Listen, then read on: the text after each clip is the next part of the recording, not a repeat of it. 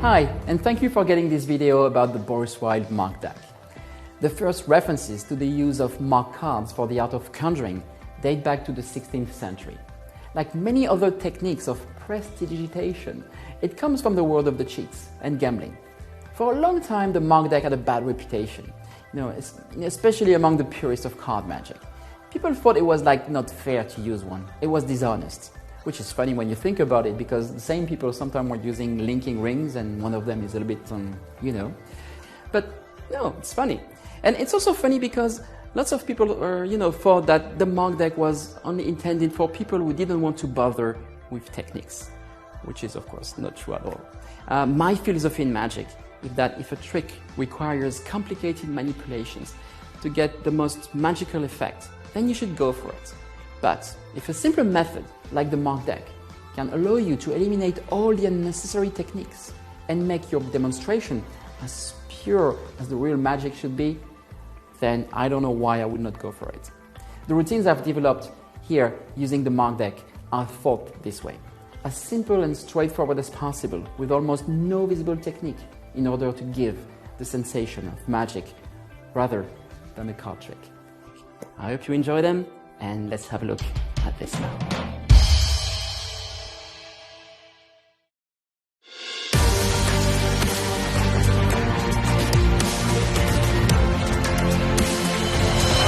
I started to play with mark cards back in 1996. In fact, I was looking for a way to find a colored card in a face-down shuffle deck. So I bought a few mark decks that were available on the market at that time, and I made a few of them also by myself, from information I found in books and DVDs. And to be honest, I was quite disappointed because I just wanted to do something simple. I wanted, for example, to find quickly, let's say the Queen of Clubs, in a face-down shuffle deck in order to force it. And so this is of course, a genuinely shuffled deck, as you can see. And I just realized at that time, if I spread any mark deck, there was no way I could find the Queen of Clubs as fast as this, with any other mark deck. And as you can see now, it's possible, and it's fast. And because that's the key element of a mark deck. A good mark deck is a fast mark deck. So the speed of readability is the most important here. So that's why I started to develop my own system. And at the very beginning, I used white transfers at the back of the cards. And of course, talking about white transfers, I must talk about Mr. Ted Leslie, because he was, my main inspiration. And he was the very first to use and to make it very popular in the magic world. Use, letter sets, like white transfers at the back of the cards to mark your deck, yes? And if you want more information about this, I highly recommend you, of course, to get the Ted Leslie's Working Performers Mark Deck Manual published by Martin Breeze, yes? So it's a great mark deck, of course, but still, I couldn't use it to do what I wanted to do, which is find and locate any card in a face-down shuffle deck as fast as this. So that's why I created the Boris Wilde mark deck. And the three key elements, I would say, of my system is that when you spread the cards like this, unlike many other mark decks, you can have access to all the marks and you can see all the cards here. The second point is that you can find any card quickly in a few seconds only, just like I did earlier with the Queen of Clubs. That's the main thing, I would say. And the third element, of course, is that the marks are really hidden in the design, so it's just impossible for anyone to find them. But still, they are very visible for you because, as you could see earlier, you can still check and notice and locate any card quite fast. Yes? So, how does it work? Well, let's have a look at this right now.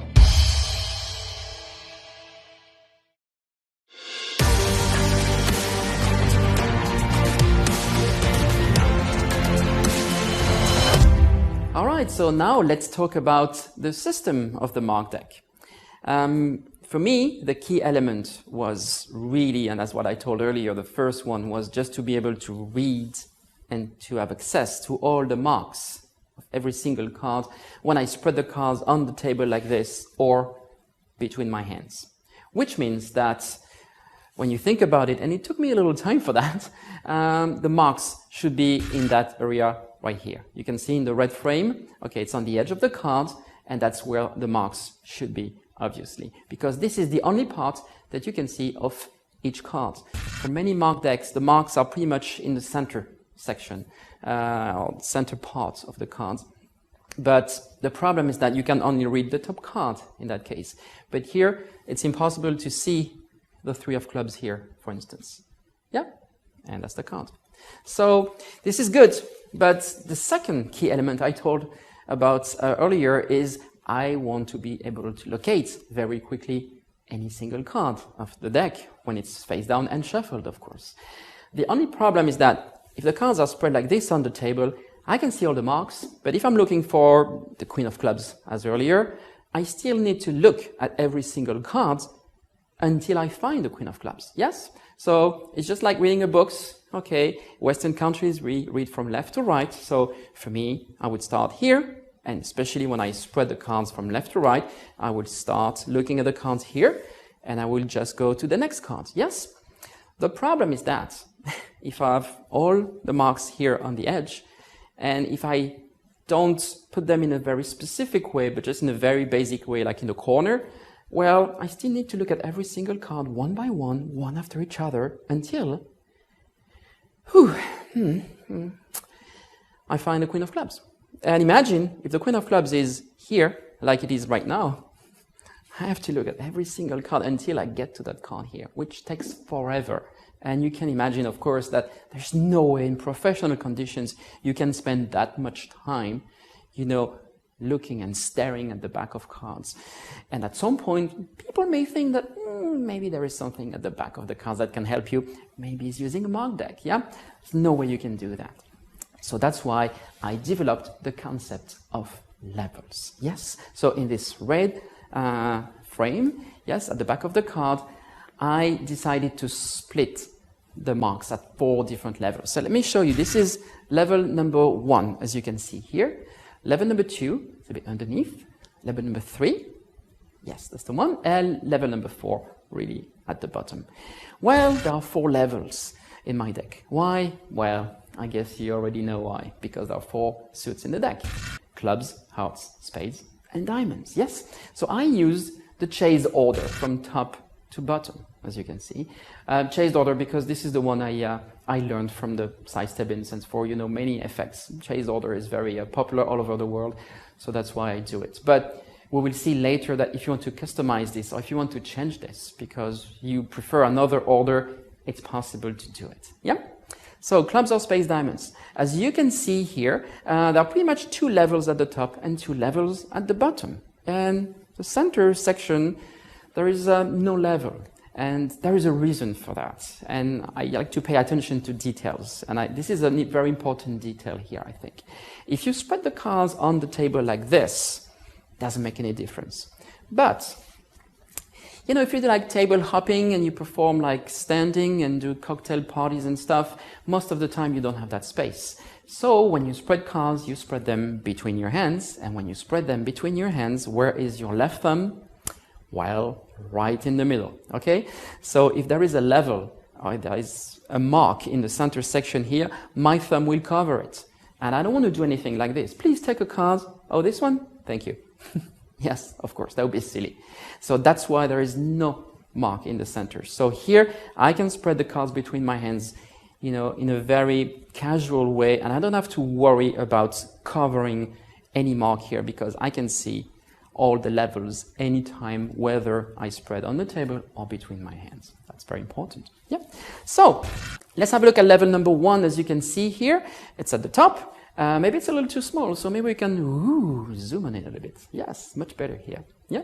So that's my level number 1. So at the point of the arrow, you can see here, there's nothing right now. Yes. So I'm losing here the rider-back design because I started with rider-backs, and it's probably like the most common cards used in the world right now.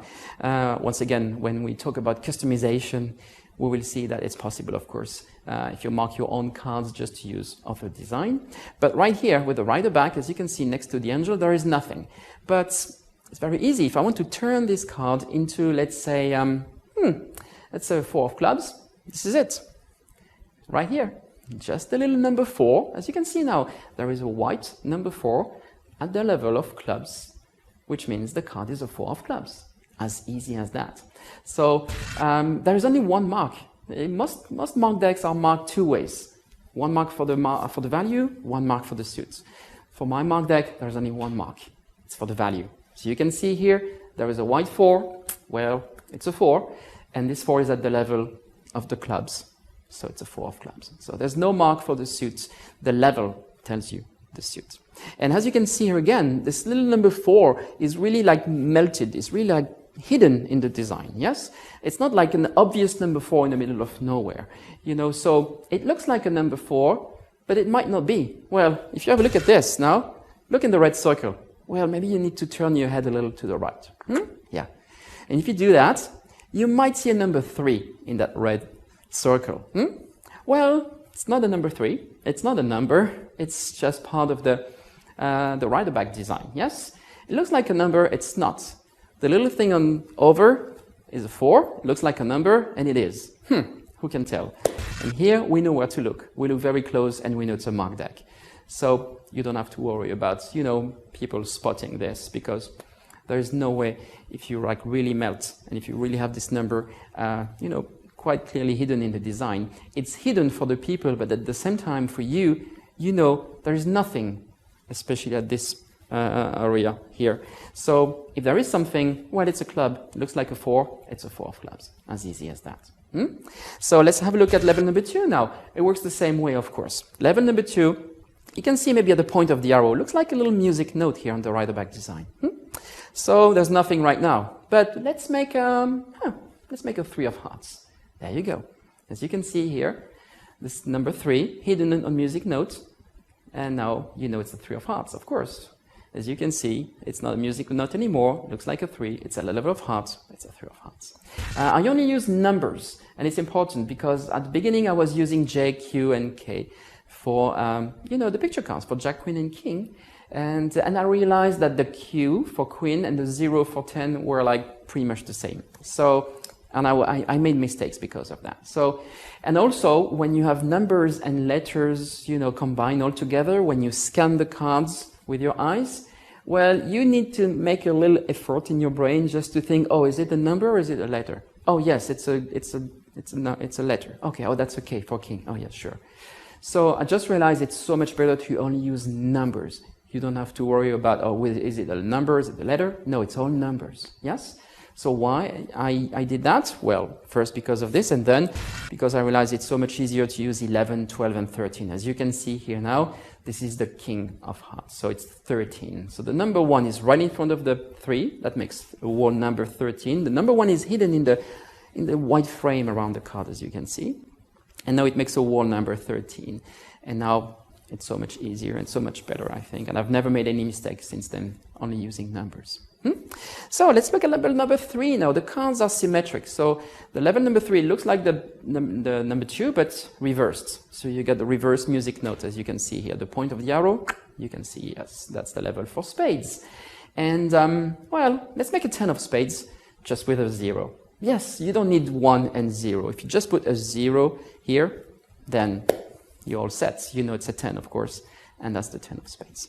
Let's have a look at the last one here, the diamond, level number 4. Again, it's like the number 1, but reversed. At the point of the arrow, still nothing here, but just a little magic trick, and bing, here we are. We have an ace of diamonds here. And the ace of diamonds is just the number 1.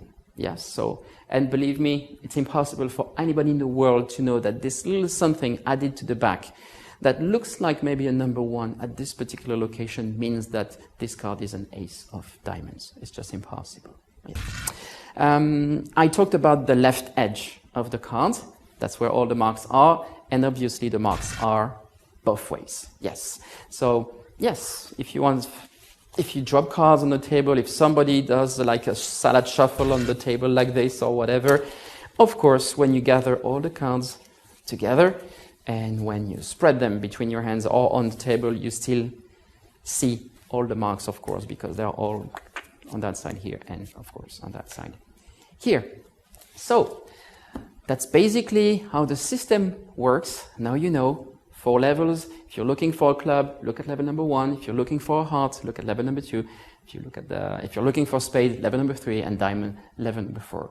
So now you can already, figure out a little bit how it's possible, to find a card so quickly, because once you know the suit, you know exactly where to look, and now you just have to look for the right value to find the card you're looking for. And that's what we're going to see right now with some basic applications using the Boris White mark.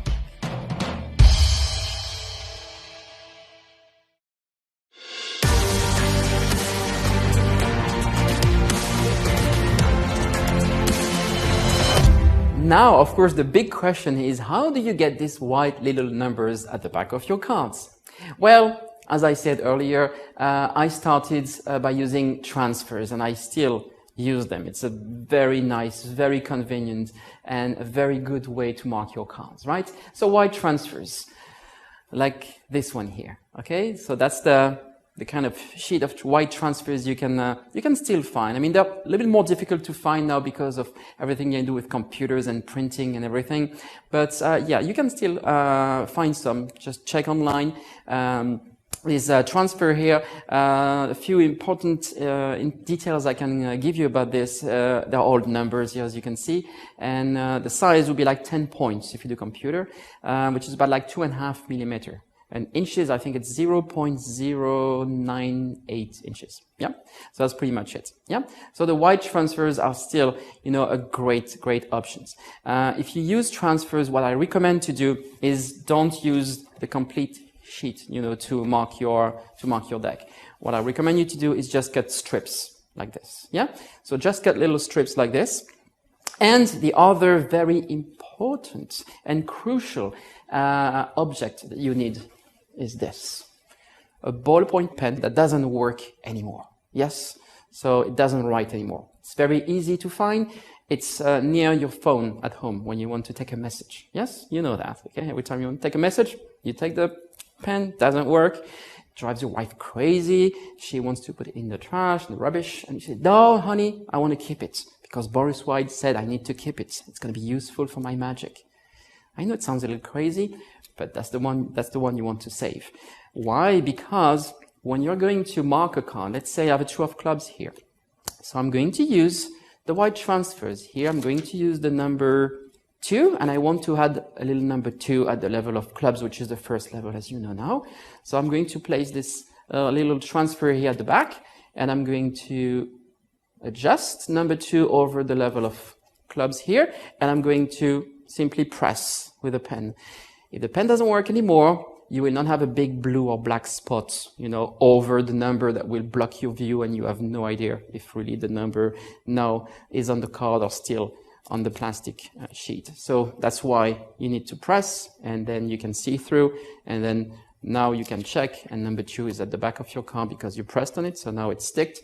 Simply press a little bit with your thumb. That's what I recommend. So really press a little bit like this, and go to the other way now and do the number 2 on the other edge of your card.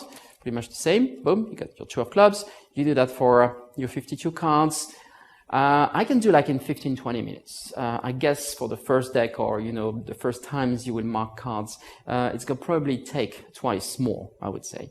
But it's worth it, because then the good thing is that you will have your own deck, the way you want, okay? And I will talk about this a bit later. You can customize it. I use chased order here, but you can decide whether you want another level, another suit for each level. But yeah, mark your card like this using those transfers here. It's very, very convenient, and it's very strong. My first, concern was like, yeah, but if I shuffle cards, or if the cards rub against each other, etc., I can tell you that I have very, very, very rarely had any, marks, coming out of the cards. Like it's very, very rare. It's very strong, especially when you use those kind of bicycle cards or any other cards. Most of them are air cushion finish, so not perfectly flat. So when you press the number on the top of the card like this here, it's not going to be flat on flat. It's going to really be exactly like the shape of the card. If you look like very, very close, it's not flat, it's like this. So it's going to be really, I would say, in the card some way, and it's going to be really, really strong, as I said earlier. So there are other ways to mark the cards if you don't have transfers. Some people I know used to scratch the cards with a little end of the pin. So you have to be careful because it's very gentle. You don't want to, go through the card, or you don't want, anything visible from the face when you scratch. So you have to be gentle. So I know this is a technique. Now they also have, and you can check in a graphic art store, they also have like very nice white pen, like quite thin with white ink. And so, and this is for most people who just do graphics over like black paper, etc. So check, buy a few of them, because depending on your country, some models are available, some are not. So just go buy a couple of them, make some little tests, and you can just make your own marks with this little white, very thin pen at the back of your cards. That would work. It would not be as strong as the transfers, obviously. So with time, they might, come off a little bit, or it might disappear, or make it like less white than at the beginning. So it's not the best option, but still it's a good one, obviously. And especially if you want to make it a little bigger than just the transfers for your site, this is also another good option.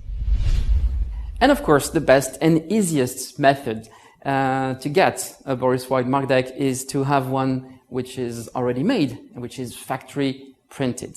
So in 2005, I was very happy to release it as a factory printed bicycle rider back. And it was the very first bicycle deck with rider back marked. So I was very happy with it. So this is it. Yes. And as you probably know now, it's not possible anymore to have them printed on rider back designs. So these are like collector's items, I would say. But thank God we had a new option now, which is the maiden back. So it's still bicycle. And as you can see, the design is very close to the rider back. Let me have a look at this. See, so you can see like, next to each other. So it's very, very close. And it's the new maiden back design. Of course, the system is exactly the same. And as you can see, the backs are very similar. So it's just as easy as, with the rider back design. And in the meantime, we just improve the marking a little bit. So it's even easier to read by the time. So now this is available, of course, in red and blue as maiden back. And that's the thing. And of course, the good thing here is that you can even open the deck, because when you buy it, it's just, cellophane sealed everything. So if you really want, you can just take it out and say, okay, let's take a brand new deck of cards and shuffle. So it just destroys like every possibility that it can be a gimmick deck, which is in fact the case because it's marked. Well, I don't think it's gimmicked. For me, it's a normal deck anymore now, because I use it like as everyday deck, and I can give it for shuffling. I can do any trick I want with it, and people can examine it. So I don't see much difference between this and the normal deck. So it's my new normal deck, I would say. But the good thing is that, yes, now if it's factory printed, you're good to go. I mean, it's very easy to use. The only thing is that it's in chased order. So of course you have to, if you're familiar with another system like Not Clubs or Space Diamonds, then it's probably better to make your own. But if you use chased order, if you're happy with that, this is perfect. And also, one other thing is this deck, of course, since it's factory printed and we had to make choices, of course, and there are more right-handed people than lefties in the world. So, of course, it's a deck which is designed to be spread from left to right. So you can see all the marks here. If you're a lefty and if you spread the other way, the marks will be upside down. You can still see them, but in that case, if you prefer, you can customize it. And that's what we're going to see right now.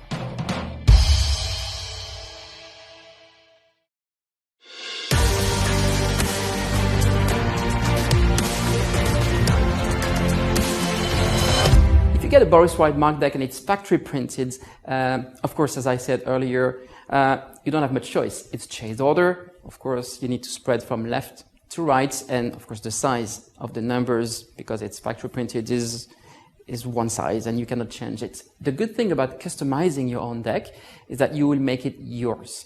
So you can change and you can define what you want, what you prefer, what kind of cards, backs, etc. So yes, there are many things you can do. First, you can, of course, decide which brand you want to use, okay? If you want to use, and which design. You can use like the regular rider back, but you can also use like maybe a league back. We talked about the maiden back earlier. You can Phoenix cards if you want. So you can really decide, of course, the kind of cards you want, the design, of course, and the color. You can decide like to use, I don't know, maybe green cards if you perform on always with green cards. That would be exactly the same, of course. Also, and I mentioned this a little bit before, the order. If you customize your deck, you can decide which order. The factory printed deck is chased, clubs or space diamonds. Yes, but if you prefer another order, if you want to have like the two red cards, two red suits here and the two black suits here, or the opposite, you can decide, okay? So it's going to be yours. It's going to be your deck. Nobody else will be able to use it. And it will depend on how you perform, what kind of effect, and what you prefer also as an order for this. So it's another good feature.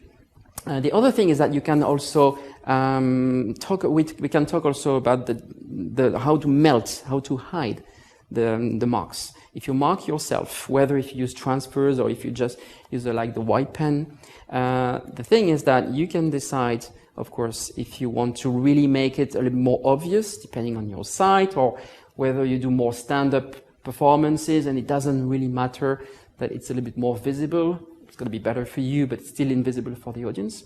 Or you can really decide to say, oh, I have a pretty good site. I do lots of close-up or one-to-one, sessions and stuff. So I really want to hide the numbers in the back. So when you mark yourself, and especially with transfers, you can see through and you can say, oh, I'm going to move it a little bit to the edge or a little bit more to the center.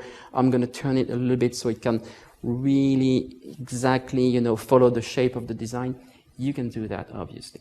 And like if you use transfers or a pen, you can also decide, of course, of the size of these little numbers. As I said earlier, you can really make it really small or make it bigger. So this is all elements, all combined together that will make your deck completely unique, and you will be able to use it, the way you want. And the good thing is that when you make your own mark deck also, it's going to be faster when you start, doing your first thing. It's like a student, student reading the lessons, it's good, but if you write your lessons, it's going to be easier for you to remember and to integrate everything, in your brain, in your knowledge. So it's the same thing with the mark deck. So I would, of course, recommend that for all these reasons you can customize, and especially if you're lefty.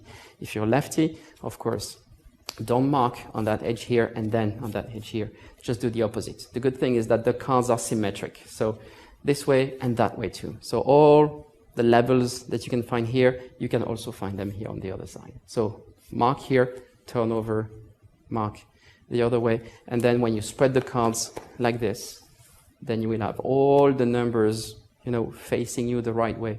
And you'll be able to do the exact same thing as, people who mark the cards for right-handed people. So this is a customization. Now you know it works. Now you have your deck. It's time to see some basic things you can do with the Boris Royal mark deck.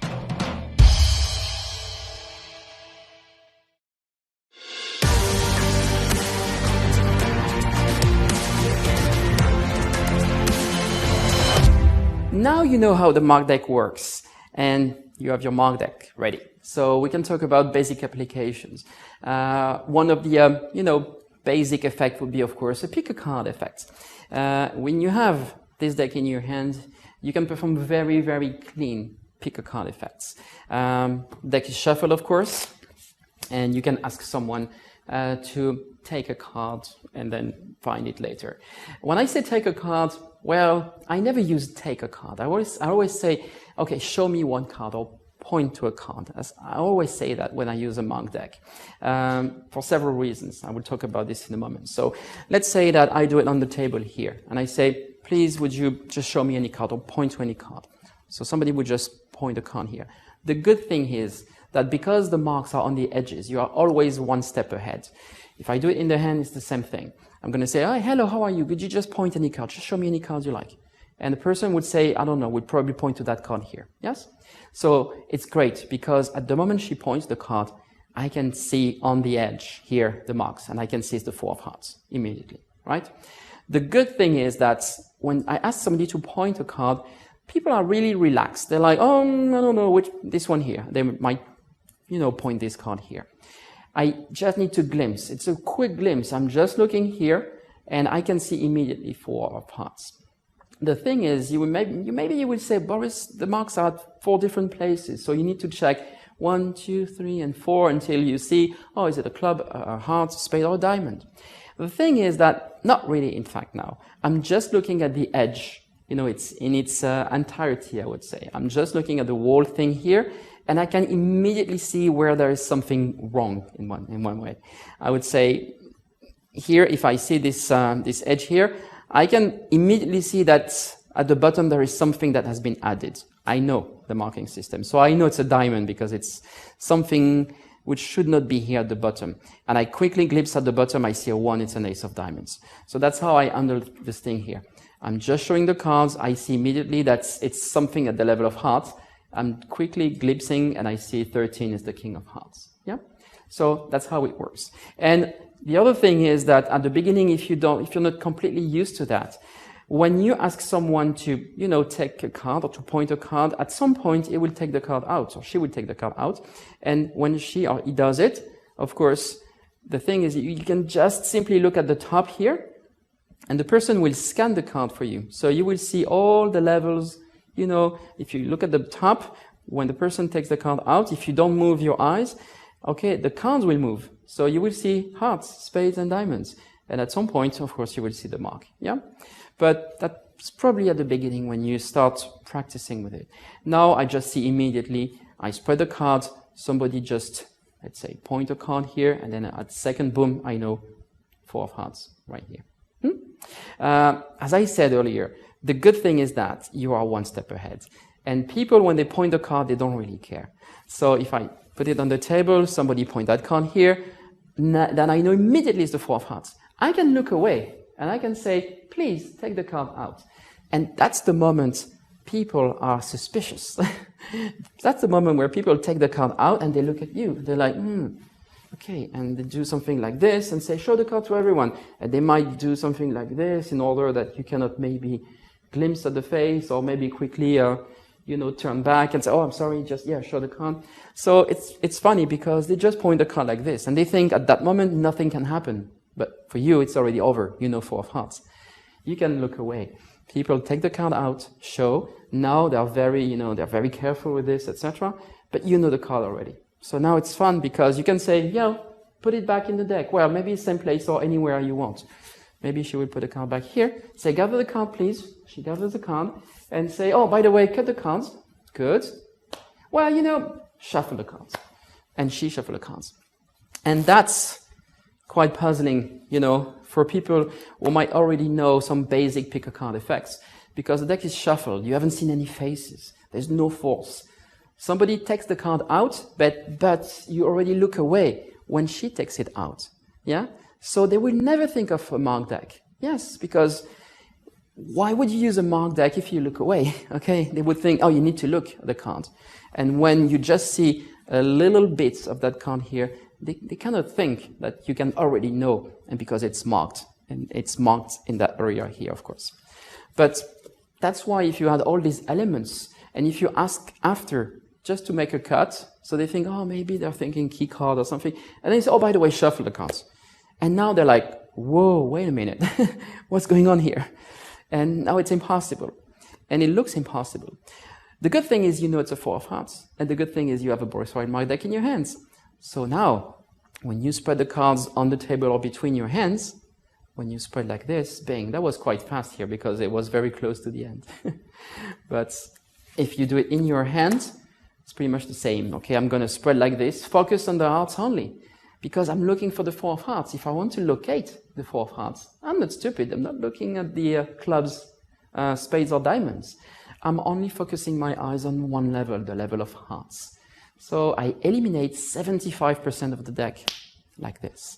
I only look at a maximum of 13 cards. And as you can see here, when the 4 of hearts is like close to the bottom of the deck, you only look at 3-4 cards. But usually, I would say, you see it's pretty much in the center here, I can see it. So you would look at maybe like 6, 7, 8 cards average, yes? Of course, the 4 of hearts might be here. and it might be like the 10th hearts. But the thing is that, let's say that the 4 of hearts is right here. When I spread the cards and I say, well, you shuffle, there's no way I can know where your card is right now. I'm going to look and focus at the level of hearts when I spread the cards. So here I see nothing at the level of hearts. So it's not a heart, I don't care. So here I see an 8. So that's the 8 of hearts. Yep, that's a 6 of hearts. Nothing, 3, 2, ace, 12, 5, 11, 13, 4, that's the 4 of hearts. Yeah? It's like a target. You just go to the card like this. So when my eyes don't see anything at the level of the card, I'm not looking, I'm not even looking. I'm just waiting for something unusual at this level, and then I look at the number. If it's on the 4, I'm going to the next one. So that's why it's quite fast. You just do this, boom, boom, boom, boom, boom, boom, boom, boom, boom, boom, boom, right here, the 4 of hearts. Yeah? Now, you know where the 4 of hearts is. So it's very easy just to keep a break if you want here and do like a quick shuffle, or if you do passes, you can do a pass and bring the card either to the top, to the bottom, and then you can reveal it, you can force it, you can palm it, you can do whatever you want, of course. Yeah? So that's the beauty of the system here, is just to be able to locate that very quickly. I'll be very honest with you. It takes a couple of seconds to find the 4 of hearts, as you can see here, but I've been practicing, you know, like a few years. So you won't be able to do that in a week, but in a couple of months, you will be able to do that. You will be able to quickly locate the card. What I recommend is very easy, is like if you're looking for like a specific card here, I would say, let's say the Queen of Hearts. Okay, that's an easy one. Yeah? Just take a few cards, like, I don't know, 10 cards maybe, and shuffle the Queen of Hearts in those 10 cards here. Yeah? And just spread. And immediately, bing, you know exactly where it is. It's right here. Because it's only 10 cards, right? So you just see, you see, boom, Queen of Hearts, boom. Again, shuffle, spread, Queen of Hearts. You can find it really fast. Just add a few more cards and try to be as fast every time. So it's going to be longer. Nope, still as fast. That's good. A few more cards, and then you get the idea. And at the end, you try with the 52 cards here, and you spread. Still looking for the cards, and you're looking for the Queen of Hearts is right here. Yeah? So that's how you can practice, you know, little by little to get to that point here. Because to be honest, finding any card like this in a shuffle deck face down is the most difficult thing to do with a mark deck. Yeah? Because you don't know where the card is. It can be anywhere. Queen of Hearts is right here, for instance. Let's say that you know that the card has been, the chosen card is the Queen of Hearts. You know it because you look at the back when the person shows you the card, right? Now, you say, can you say stop? Stop. You don't look. The person put it back here. Still, you don't look. You show every side of the deck. You can do something like this, whatever. So the card is lost, but you know it's in the center section. So if you want to practice first, that's a good way also to do it. You can spread and say, your card is somewhere in the middle of the deck. Yeah, that's all I know.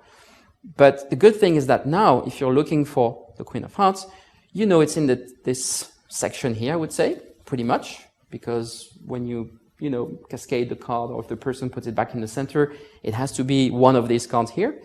And it's a heart. So I'm looking at the heart, but not in the full deck. I'm looking at the level of hearts only in that section here, which is like 1, 2, 3 hearts. So that's only 3 cards. I'm only looking at 3 cards on 52. So that's quite fast. So to practice, that's also a good solution, of course, to do it this way, right? Now I would like to give you a little tip. When you say to someone, would you just show me a card, would you just point a card? It might happen from time to time when you do this, like in your hands, that someone may just point the card and put the finger right over the mark, especially if it's a club. Okay, it will mostly happen with club, which is good. If you have mark deck with, everything, in the corner here, every single card, if the person points, it's going to be over the mark. The good thing here, you have 4 levels. Yes. So most people, when they point a card, they will not point here, here, or here. They might point in the corner here. So it will mostly happen if it's a club. Here, with the 4 of clubs, maybe if I just spread the cards and if someone points and just show that card here, maybe the finger will be over the 4 of clubs. I will see it immediately. I will see just, oh, there is nothing at the other level here. I don't see anything strange here, so it must be a club. The good thing is you already know the suit. But you can fix that very easily. If it's on the table here, I would say, would you just point a card? The person might be, that one here. Bing, right over the 4. Immediately I would say, oh, don't leave any fingerprints on the card. You never know, maybe you have some contact lenses. And if the person, if you say that, immediately she will be like, okay, do this one here. Or she will move a little bit up. Or you can simply say, oh, just show me, don't touch the card because maybe there is something I can detect or whatever. And then she will immediately do it by herself. Yeah? And you know 4 of clubs immediately. I say, no, I'm kidding, just take it out and show everyone. It's fine. You can just disguise it as a joke. Most of the time, I would perform with the cards in hands. So in that case here, it's going to be even easier because you have the control. You can move the cards. You're in motion. So I would just say, would you point any card you like? She would point that card again, 4 of clubs. Then immediately, I see nothing here. It must be a club. And I would just very gently say, oh, just take it out, please. And I would just out-jog it.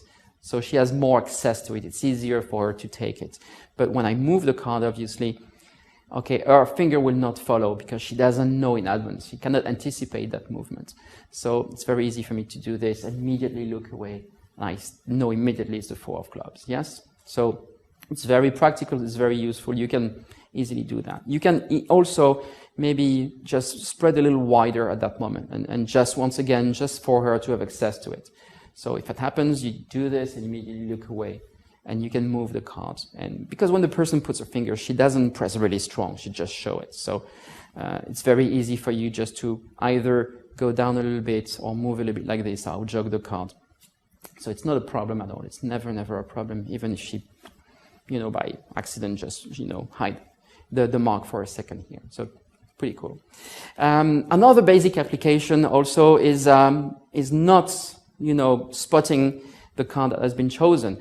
But you can, for instance, having, the deck is shuffled, the card is chosen, you have no idea what it is, this one here. But the good thing is that when you spread cards here, you know exactly the bottom cards and you can use it as a key card. Or simply you can just look away and just look here and this is the King of Hearts immediately. You don't have to do any glimpses or anything like that. So, and you don't have to really spread the cards too wide. Here, it's very tight. I see it's the King of Hearts.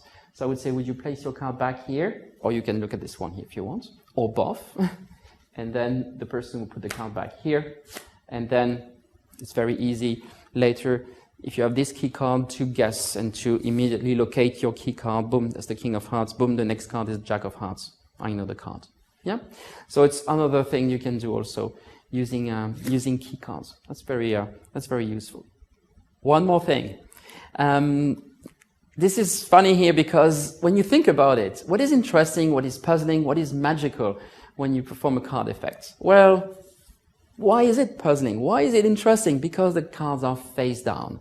Imagine if you do like a pick a card effect but face up. It's kind of stupid, right? But the thing is, when you have this deck in your hand, this is basically a face-up deck for me. Yes, I don't see the indexes here on the edge when they're spread, but I see all the marks.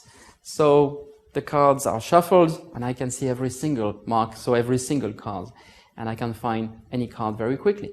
It's funny because I must tell you this. If I shuffle the cards like this, and if I'm looking again, let's say for the 4 of clubs that has been chosen before, I will spread the cards like this, and as you can see very quickly, I can find the 4 of clubs, right? It took me like, maybe 2-3 seconds max to find it. Yes? So now, let's have some fun. If I shuffle the cards again, and if I'm looking for the 4 of clubs face up, it's pretty much here.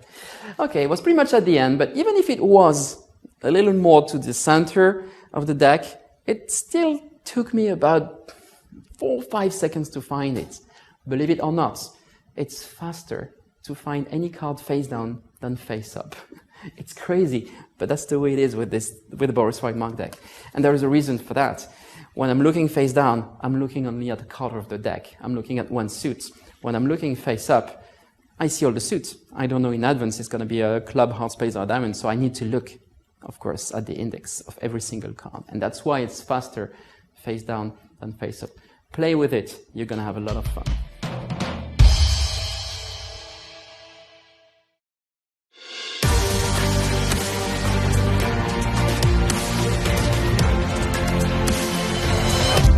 On this video, I chose to only include effects performed with the mark deck that is shuffled, because they are, the one I perform, the more in real conditions, and also it's already show you how versatile the deck is, with just this. But if you want more advanced applications, including combination of the mark deck with like stack deck or memorized deck, I would recommend to get this book. It looks like an iPad. It's not. It's a book. Ooh.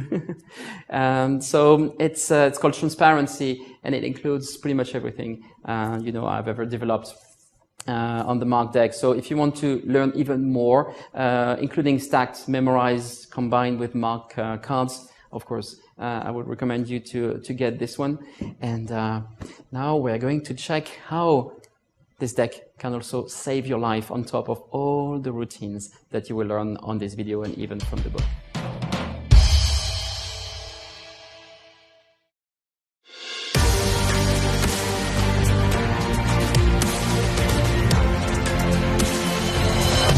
Well, I need to make a confession. This is a normal deck for me. It's not a mark deck anymore. It's not a gimmick deck anymore. It's not a special deck anymore. I mean, this is the deck I use all the time. And if you see me anywhere in the world, there's 99% chance that if you see me with a deck of cards in my hand, it's marked. It doesn't mean that all the things I perform with a deck of cards is mark deck stuff. No, maybe only 20% of my repertoire, 80% is done without the mark deck, and I don't need that. But the deck is marked. So when I need it, it's there. If I want to do a production of 4 kings for routine, I don't need a mark deck. I'll produce the first king, the second king, the third king. Yes? And now, if I want to produce the 4th one, maybe I will try this new fancy cut that I learned somewhere, blah, blah, blah, and then I'm not sure whether if I did it right or not. So what do? I have 2 options. The first option is I maybe do this, jumps back to the top, and produce, and it's not a king. Yeah? And of course, it's a mistake, but you will try to hide the mistake. And you say, oh, that's a 6. All right. So yeah, it's pretty normal because it's like an indicator card. It means that the king is somewhere in the deck and blah, blah, blah, and you're looking and you say, oh, shit. I mean, it was on top and I was close. I missed by 1. And then you say, okay, yes, it's a 6 because, and you just try to get 5 cards to the bottom and double cut to the top and say, yes, it's an indicator card because, as I said earlier, if I do tap, tap, tap, it's a 6. 1, 2, 3, 4, 5, 6. Oh, I have the king here. Woo! No, it's not that good, I think. So it's an option, of course. It can save you, but it's not the best option. So if I produce, and if I want to produce the last king, and if I do this new fancy cut, if my deck is marked, and if the card is supposed to be on top, I will just have a quick look. And if I see a 6 of hearts, I'm not going to produce it because it's not the right card. I'm going to do, okay, now I'm going to, and the last card is the king of spades, obviously. Oh, and in my inner monologue, I'm like, oh, it's not the top card. I'm going to spread, the top cards. And if I see, oh, king is the second card, now the king of spades is in number 2, then I said, okay, I'm glad I didn't produce that one because it's not good. And I'm not going to do the indicator card or anything. I'm just going to say, okay, and, oh, you know what? I can see there's suspicious, female spectator here. She's staring at me from the beginning. I don't know if it's me or the card. Thank you, appreciate that. But you need to be really paying attention. So maybe I should shuffle just a bit more for you if you don't mind. Yeah, that's good. And maybe do another cut. And maybe if I do that now, and if I produce the last king, which is the king of spades, yeah, I think it's much better, right? So this is, I think, a much better option. Thanks to the mark deck, you can quickly locate the card you want to produce, and then you don't have to go through all jazzing, indicating card or whatever. So much better this way. And okay, you don't need the mark deck to produce 4 kings, but if you have a mark deck, that's going to be good. That's when you make a mistake or when you just don't do the right technique and it comes from you. But sometimes it can also come from the spectator, yes? So I don't know, you can produce the card, the person just pick any card and you produce the card and it's the 5 of spades. You are 100% sure that the person took the 5 of spades because you saw it when the person took it earlier because it's a mark deck. And from time to time it happens that you produce the right card and the person looks at you in the eyes and say, no, it's not my card. So before I had the mark deck, I didn't feel very comfortable with that situation because I didn't know how to handle this. You have to say, yeah, that's your card, 5 of spades, we know that. No, it's not my card. Yes, it's your card. No, it's not. I told you it's not my card. And so you get this kind of conflict between you and the spectator. It makes everybody uncomfortable, and especially if you, of course, ask always the person to show the card to everyone, so everybody at the table knows that he picked the 5 of spades and you, of course, found the right card.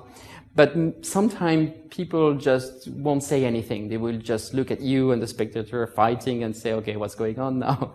So, and that doesn't sound right. And, you know, if it's like your final thing and you want to produce the chosen card and you do a table hopping and you leave, you don't want to leave on this impression, which is like, yes, no, yes, that's your card, thank you, bye.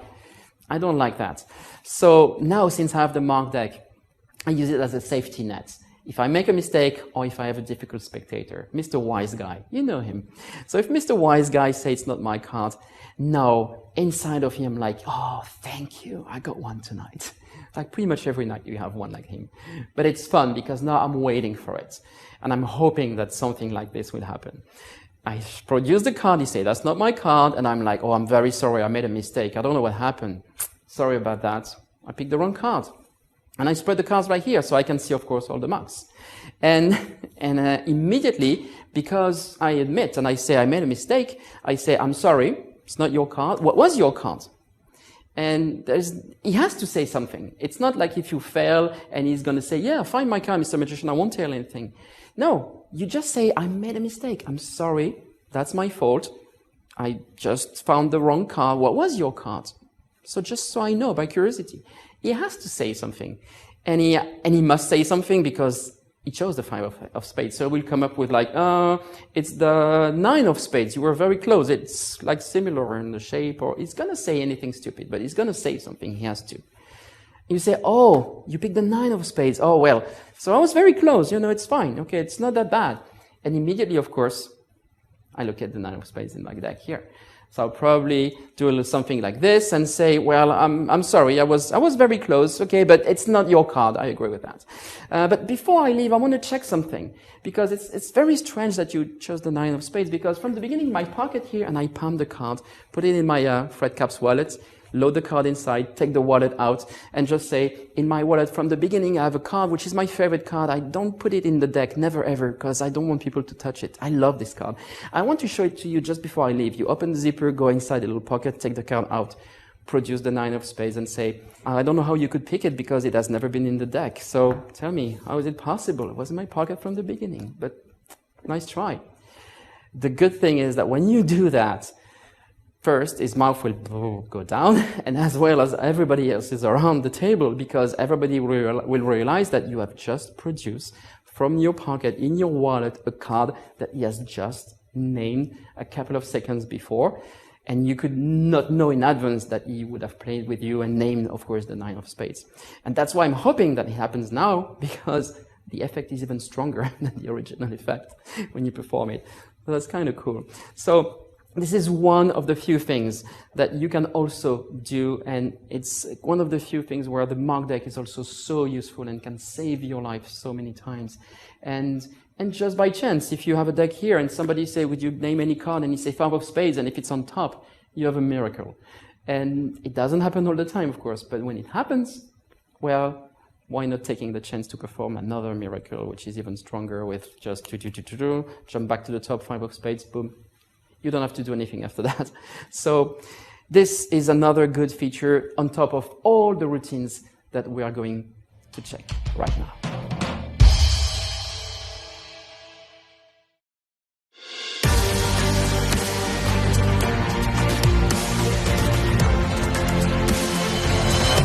The curl is one of my favorite techniques in card magic. It's so versatile, and it's also because it doesn't look like a technique. A curl is you just spread the cards, close the spread. That's all you need to do. It doesn't look like a technique. But there's so many things using the curl that you can do, and I use the curl a lot. And, you know, on this video here, like several tricks, you know, where you need to do a curl. Let me give you a few tips, you know, on how I perform the curl. what people think is, you know, the Spinzer curl or Spinzer spread curl is about stealing a card. It's like basically having a card in the deck here, let's say this one here, the 3 of spades, and you need to steal it and you just to, you know, slide it on the fan, and most people would probably do something like this.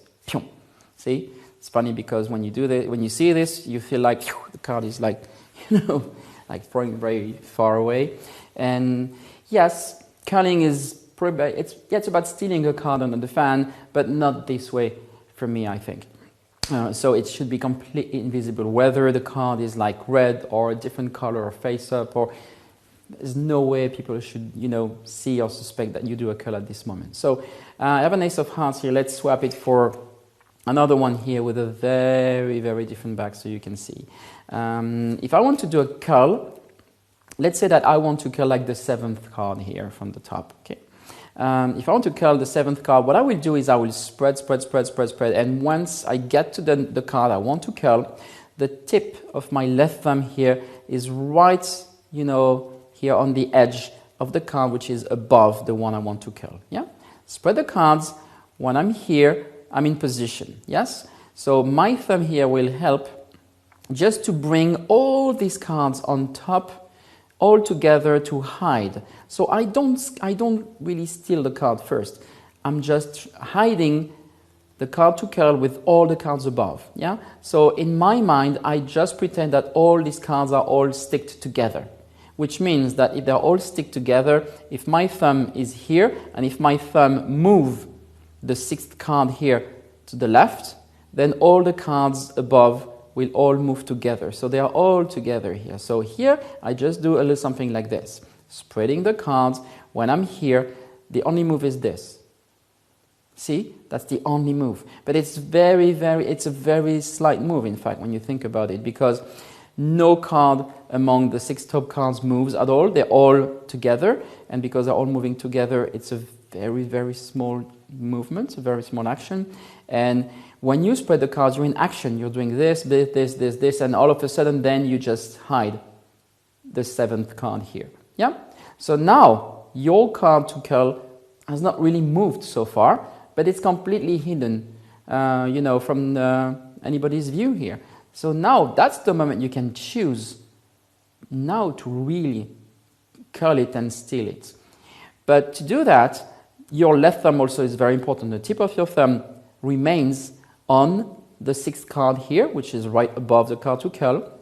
So I put a little pressure here with my left thumb, and at the same time, my right fingers will simply just pull the cards a little bit like this on the side, and immediately you can, and you know that when you just keep spreading the cards, because it's one continuous move, when you keep spreading the cards, at some point the spread will be a little wider, and you will feel and hear this little click when you know that the card is completely like free under the other ones. Yes?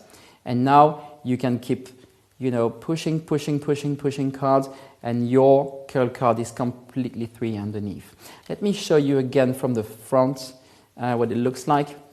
So I come here, I just hide the card again, I just hide the curl card, and if I curl the card in front of you now, look, it's blue and it's solid color, and I'm just stealing the card like this in front of you, and it's almost impossible to see anything. Yes? But it's completely free underneath. Huh?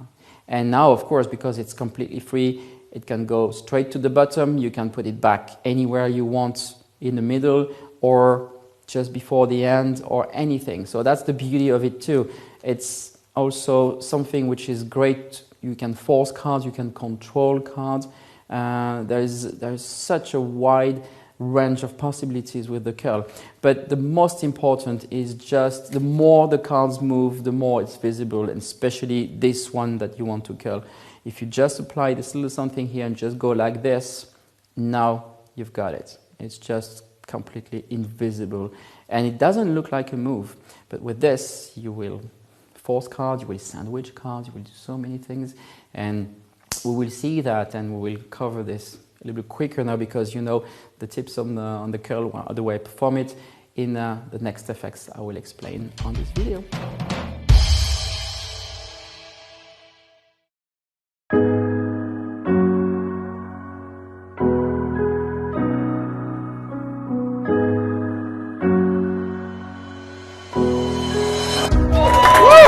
you. Merci. Bonsoir. Bonsoir. Oh, good. We have people speaking French tonight. I love it. So maybe I can do the show in French then. That's good. So, bonsoir à tous. Je m'appelle Boris Weil. C'est un vrai plaisir d'être avec vous ici ce soir. Okay, no reaction. Yeah. So I guess the rest of the show will be in English, which is probably better. And I apologize in advance for the French accent. Unless you find this a bit sexy, of course. Well, I was not talking to you, sir. I'm French, but I'm not that French, just to make sure, right? So it's a pleasure to be here with you guys tonight. And, to start, I like to usually do a little warm-up. Yes, it's always good to do a little warm-up, because when people see a magician, they would expect immediately a magic trick. No, I would like to do a little warm-up, which is more like, I would say, like a memorization exercise. Because, if you're magicians, you always get like crazy questions and crazy things from people. They see you doing card tricks and they think, oh, maybe we should go to the casino later and gamble together and we can split and share money and everything. Because they think that we can memorize the full deck of cards, or the order of the cards, or they think that we know if we see the card passing in blackjack, we know which cards are missing in the deck, or the upcoming cards, so we can determine the chances and everything, which is, of course, possible. Yeah. Definitely possible. Oh, yes. I'm going to prove that in a second, because not a magic trick, just a little exercise of memory using this deck of cards here, 52, all different cards, as you can see, right? And would you please, sir, would you please shuffle those cards, please? Would you shuffle them for me? And so, perfect. That's a very nice way to shuffle cards. I like that. We did something in France, by the way, which is cool. Feels like home. It's good. So, as I said, yes, we're going to do a very simple thing here, and we're going to start with you, if you don't mind, right? I'm going to spread the card like this in front of you. Whenever you feel like it, I want you to touch one card. Just show me one card, any card you like. This one here, I don't want to see, take it, and, of course, look at the card, remember it, and I want you to hide it somewhere on you, all right? Somewhere where I can't see or I can't go, okay. Right? Is it good? Yeah. Perfect, nice. And, sir, same thing for you. I want you to do the exact same thing. Would you just touch any card you like? Any one you like. This one here, I don't want to see. Just take it. Take it, take it, take it. Look at it. Remember it. That's very important. Yes? And hide it again somewhere on you, somewhere where I can't go. Right?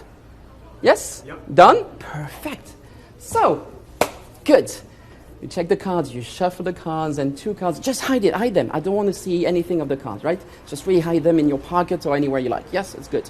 So, this deck has been checked and shuffled by you, and you just, once again, you have the completely free choice, of course. You could have touched any card, could have touched any card. Two cards are missing in that deck, and, oh yeah, sorry, I forgot this. I must make sure that the deck is really complete, so I just want to make sure that it's like 50 cards. So that's good, 50 cards left. No, I'm sure, because what I'm going to do now is I'm going to try to memorize the 50 remaining cards to guess which are the two missing cards in that deck here, which is not something easy, and usually takes about 10 minutes, which is quite long in a way, and here we're filming today and everything, so we don't have that time. So if anybody has a stopwatch on iPhone or anything, oh, he's got one. Oh, perfect, Apple Watch, I love it. So I'm going to do it maybe tonight in less than 10 seconds. Ooh, I know.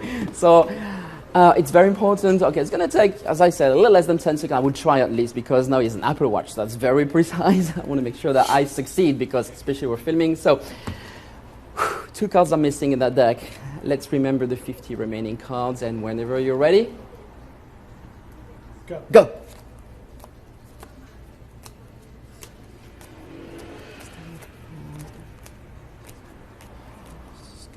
Stop. How much? 9.74. 9,744. 974. 974. Wow. Less than 10 seconds. I made it. It's pretty good. Yes? Wow. Okay, you seem very impressed. Okay, well, no. I agree. I mean, I can pretend, of course. But less than 10 seconds is pretty good, especially if I know and if I remember. I need to concentrate now. Yes. It's 25 red cards in that deck. Yes. Now, I counted them. It's quite easy to count that quick.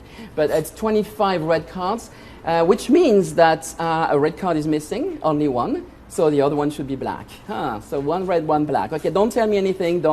Okay, poker face, poker face. Don't say anything.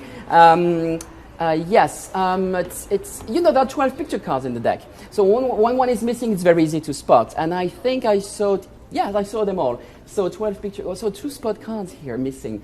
That's good. One should be. Oh yes, I saw 13. I saw the 13 clubs. I remember them now. Yes, I saw them all. So it's the one black is missing, and it's not a club, obviously. So it has to be a spade. The other one should be. Oh yeah, when a heart is missing, I see it immediately because I'm French. I saw them all. Oh please, it's true. No, I saw all the hearts, so it should be a diamond. I think a spade and a diamond are missing in that deck here. 2 spot cards. I think one is quite.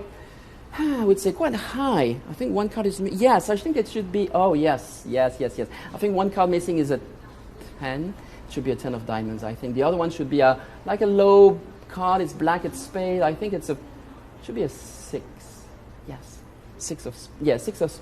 Oh, no. Sorry. The 6 of spades is in 23rd position from the top, so it cannot be that one. No, sorry. Oh, yes, of course. 5 of hearts, 5 of clubs, 5 of diamonds, but I didn't see the 5 of spades. Now I remember that because I have a visual memory. So 2 cards are missing. I don't know who took what, but I think one is one should be the 5 of diamonds, and the other one should be the 5 of spades. Sorry, and the other one should be the 10 of diamonds. So I don't know who took what again, but because 2 cards are missing. But show, please show the card. You have what? You have what here? What is that here? What is that here? The 5 of spades exactly here, and the other one is the the 10 of diamonds. Absolutely. Show the card. Yes. Wow. Made it.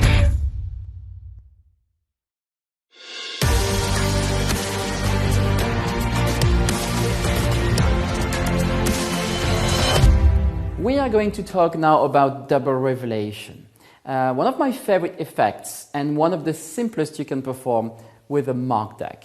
But now you know how the mark deck works. I mean, if you think about the effect, you will think, well, it's quite straightforward. I mean, I must, apologize to explain this effect in a way. But please, do not underestimate this effect.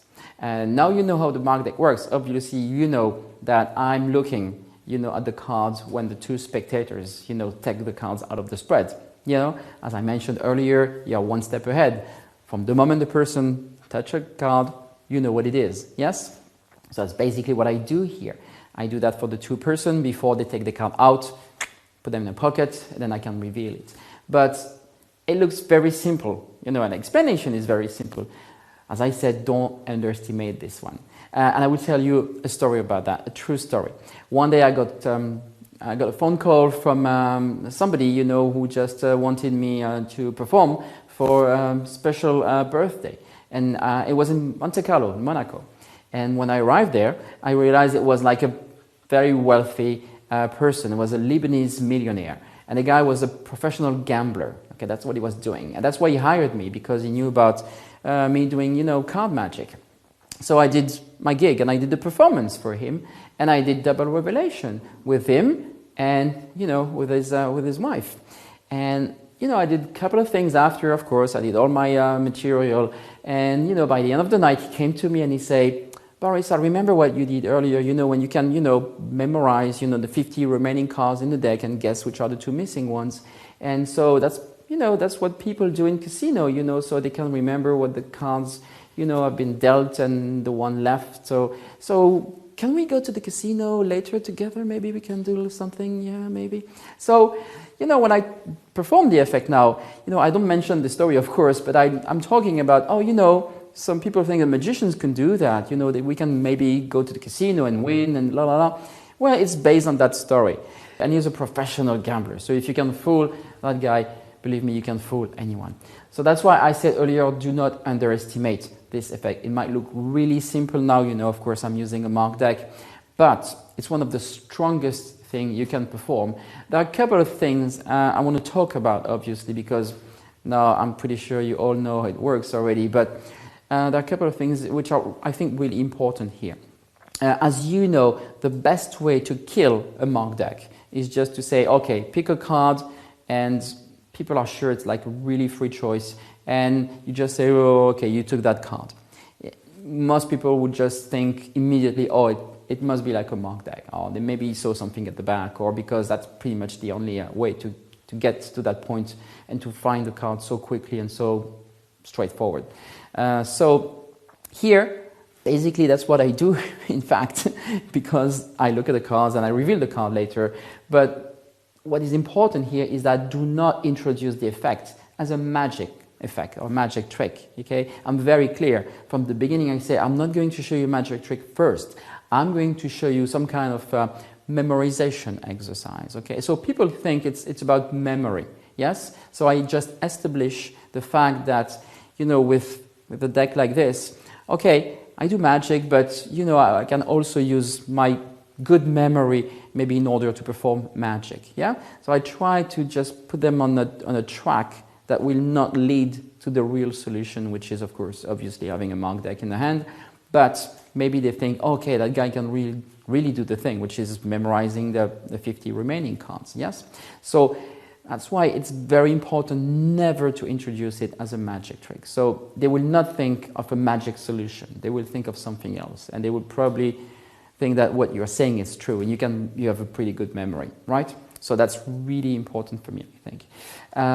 Also, I would say technically when you do this, the first person, as you know now, when you have a mark deck in your hand, just say, please touch a card, show me a card, blah, blah. At the moment the person touches the card, you know what it is, immediately look away and say, take the card out. And usually what I do is I'll jog the card a little bit. So I'm sure that because I'm not looking, that she will indeed, you know, not change her mind at the last minute, and I can feel that she's taking the right card. And if I don't feel the card, you know, going out of the spread, then immediately I'm going back here and I can have a look and say, oh, did you change your mind? Or oh, okay, fine, okay, let's do it again. And then I have a backup just in case, yes?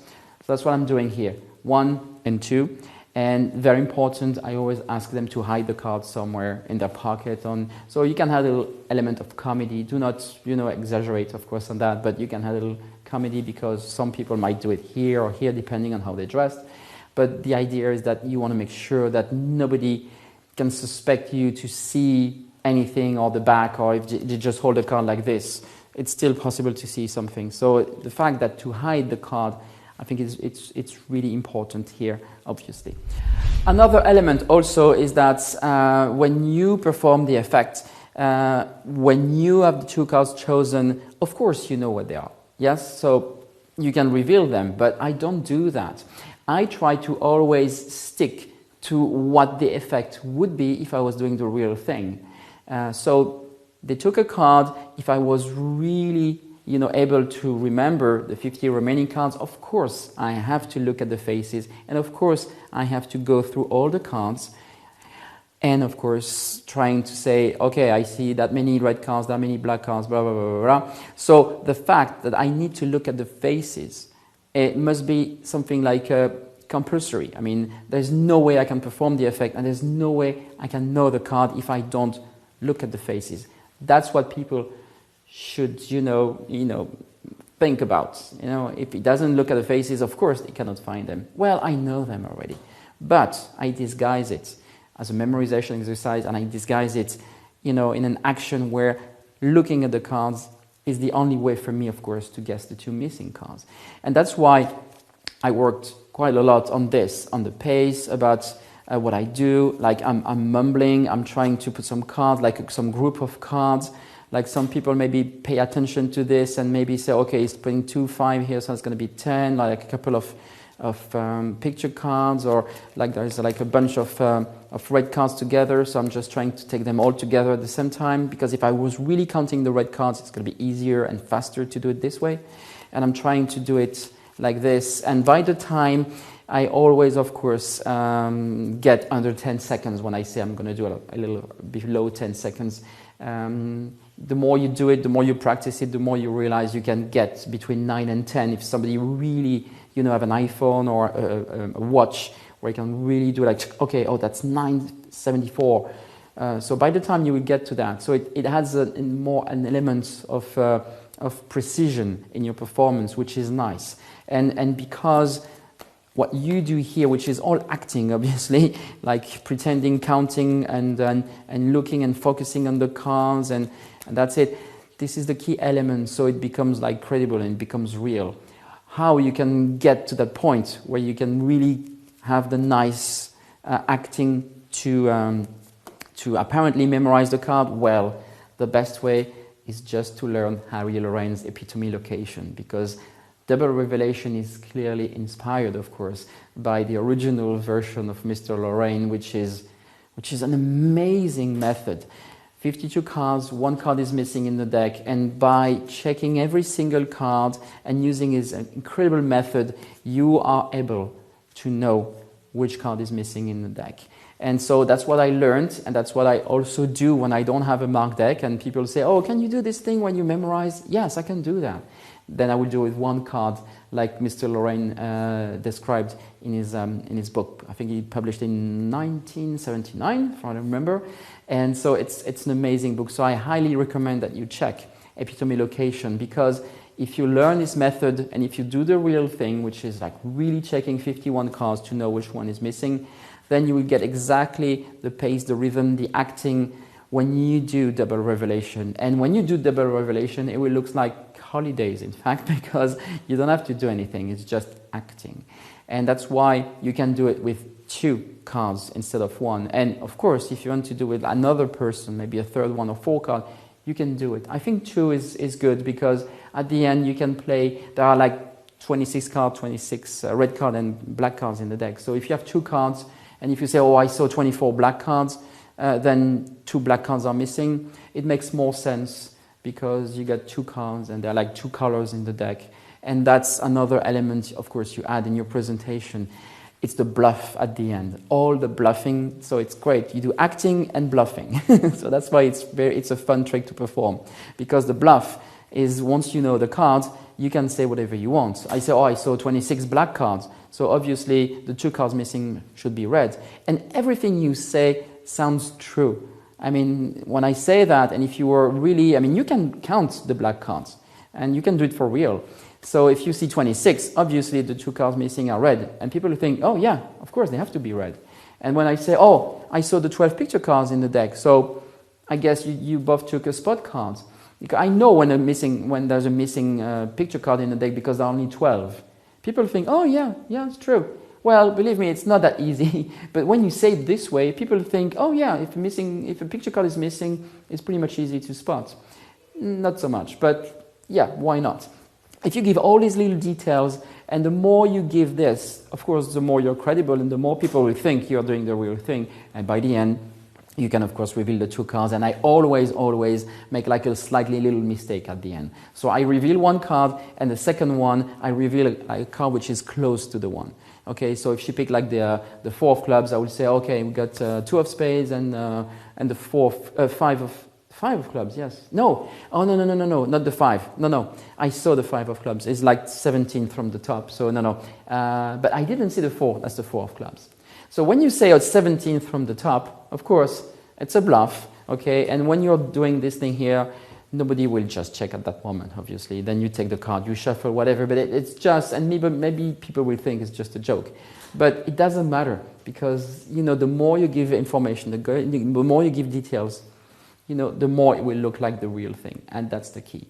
And the final thing, be careful. Don't say, oh, you pick the 2 of clubs and you pick the 4 of diamonds. No, because if you were doing the real thing, 2 cards were missing. 2 cards are missing in the deck, but you don't know who took what. You just know that 2 cards are missing. So you just say, at the end, you just say, oh, 2 cards are missing. I don't know who took what, but 2 of clubs and 4 of diamonds. Yeah? And usually I say 2 of clubs and 4 of diamonds. And the person who took the 4 of diamonds, I show and I say 2 of clubs and 4 of diamonds. I mean, I play a little bit with that, but not so much. But it's just, I don't know, but can you show? Of course, they show the card, bing, and you've got it. So that's double revelation. Try it. You will be surprised by the reaction, the response, and the impact of this very simple effect using the Boris Wilde mark.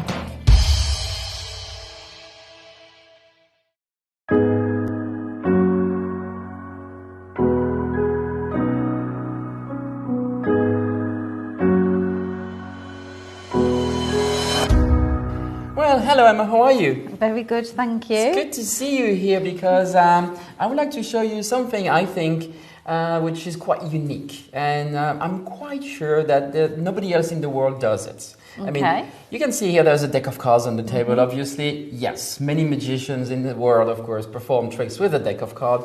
And I'm quite sure that I'm the only one in the world who perform a trick where I never ever touch the cards.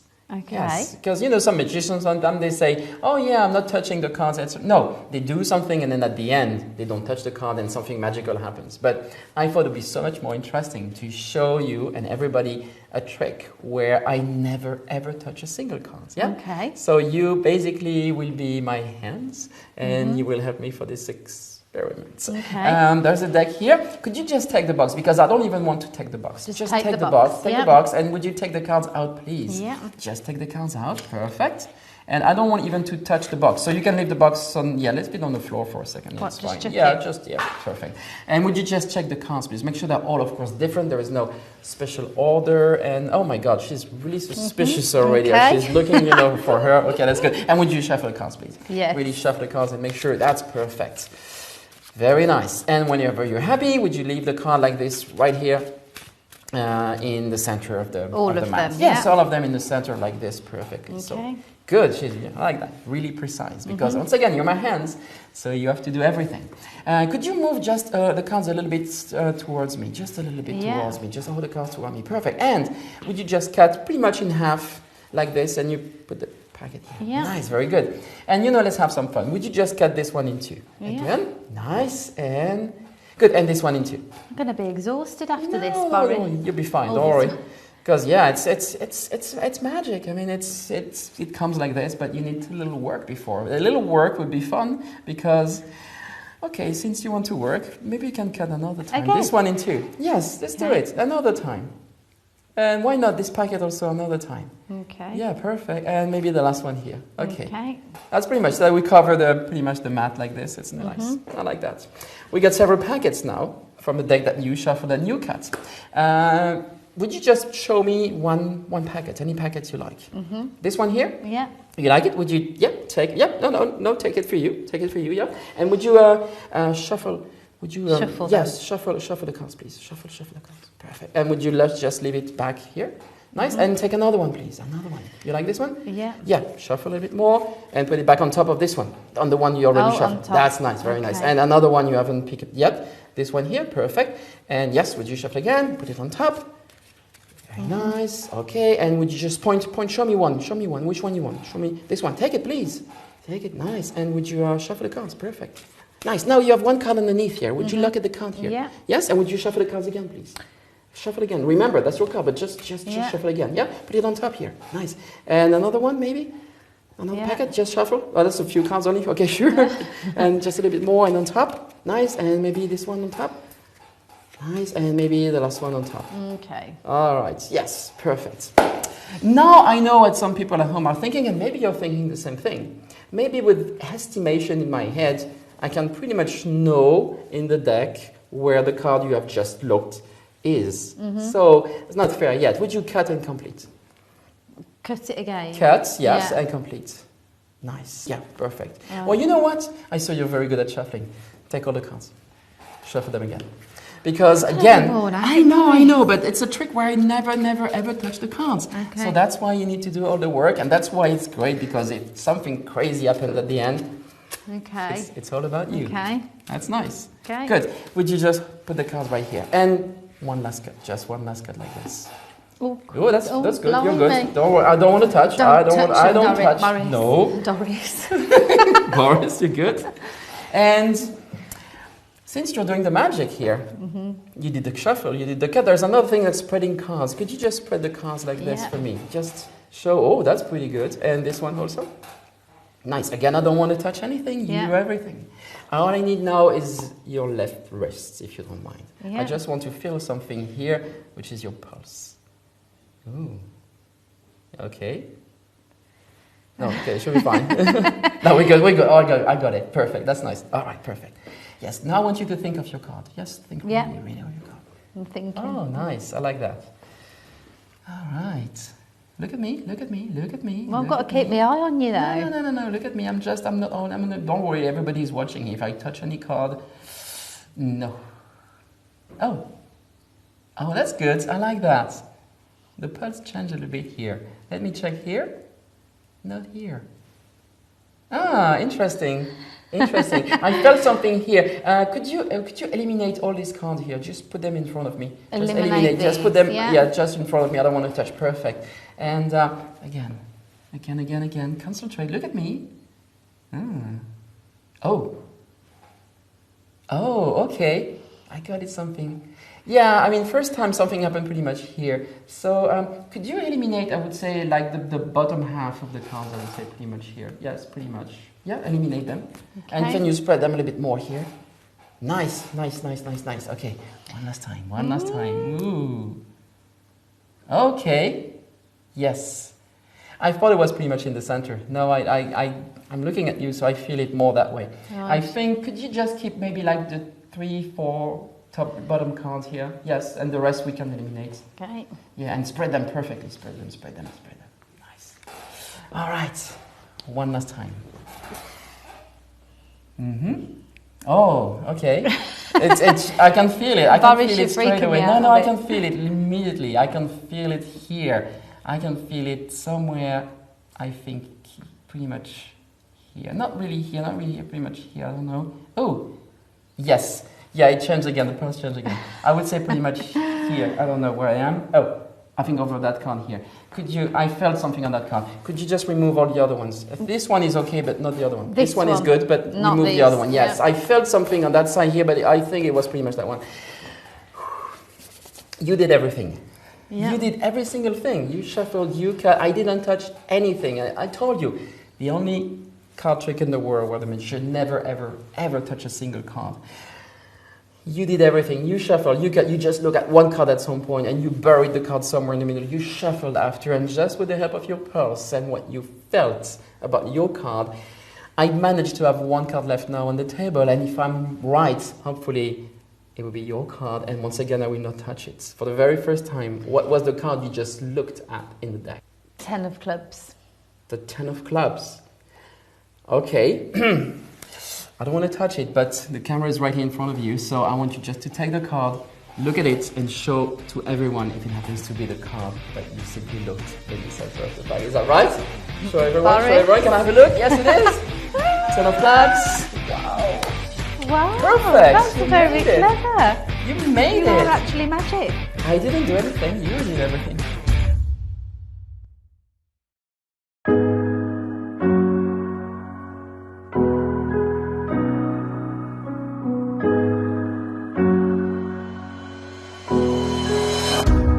Wow, so Emma, you did a pretty good job here, and you know what? I'm thinking of something. You know, there's a rule in magic. Usually, when a magician performs something, when he explains, you know, the effect to his colleagues, and only to his colleagues, obviously, he just give all the full explanation, so everybody knows how the trick works, and then they can perform it again. And that's the idea here of this video. Okay, people will learn the effects, but of course they need the secrets. I'm thinking that maybe we've just done something that I think is quite unique, which is a card trick without ever touching the cards. But maybe we can go further. Maybe, I don't know, maybe I can ask you to perform the effect. Yeah? So I'm not doing the magic here. Again, you are going to be here in my spot, and you are going to perform the same effect, but without knowing the secret. Okay. That would be funny. Yeah. Yes, it could be fun. So let's do it again. So now I can touch the card here because I'm not the magician anymore. Can I have the box, please, if you don't mind? It was there. Oh, perfect. You got it. Oh, that's nice. So remember when the effect started, the deck was here on the table in the box, right? Yes. Yes. But the thing is, this time, I told you, you be the magician, I'll be the spectator. So if you don't mind, I want you to stand, please, and just go here. Yep, and we're going to swap. So now I am the spectator, you are the magician. Okay. And that would be fun, that maybe you could do the exact same thing, and it would perfectly work the way it worked with you, but without knowing the secrets, obviously, because I won't tell you now, of course. So now, the deck is here. Remember, look at the camera right here and just say, I'm going to attempt something which is unique in the world, performing a trick without ever touching the cards. Here you go. It's your turn. It's your moment of fame. All right, let's do it. Can I say it in a French accent? If you want, like perform me. a trick. So I'm going to perform an amazing trick without touching the cards. Perfect. Wow. I'm so impressed. Can you do that, really? Wow. But yes, I can. Wow, it's quite unique. Well, that's good. If you can perform it exactly the way I did it, it would be great. Even with a French accent, better. So, so maybe if you don't touch the cards, I can do everything for you. Right? Yes. Just like earlier. Okay, so maybe take the card. Yeah. So if you could take the cards, please, out of the box. And you don't even touch the box. No. Wow, that's amazing. You do not really. You don't touch anything. No. I'm so impressed. Okay, so can I get rid of this? Yes. Okay, good. And so just throw it on the floor. Okay, that's good. And so if you could shuffle the cards, please. Check the cards. I want to make sure that check just the like pack, you did. Yeah, because you were like a little suspicious, I remember. So I was like this, like. Okay, well, fine. I will shuffle. Okay, I shuffle. I'll shuffle the cards. And then I'll put them on the table. Yeah. If you just put them on the table, okay, please. Perfect. Thank you. Nice. Here.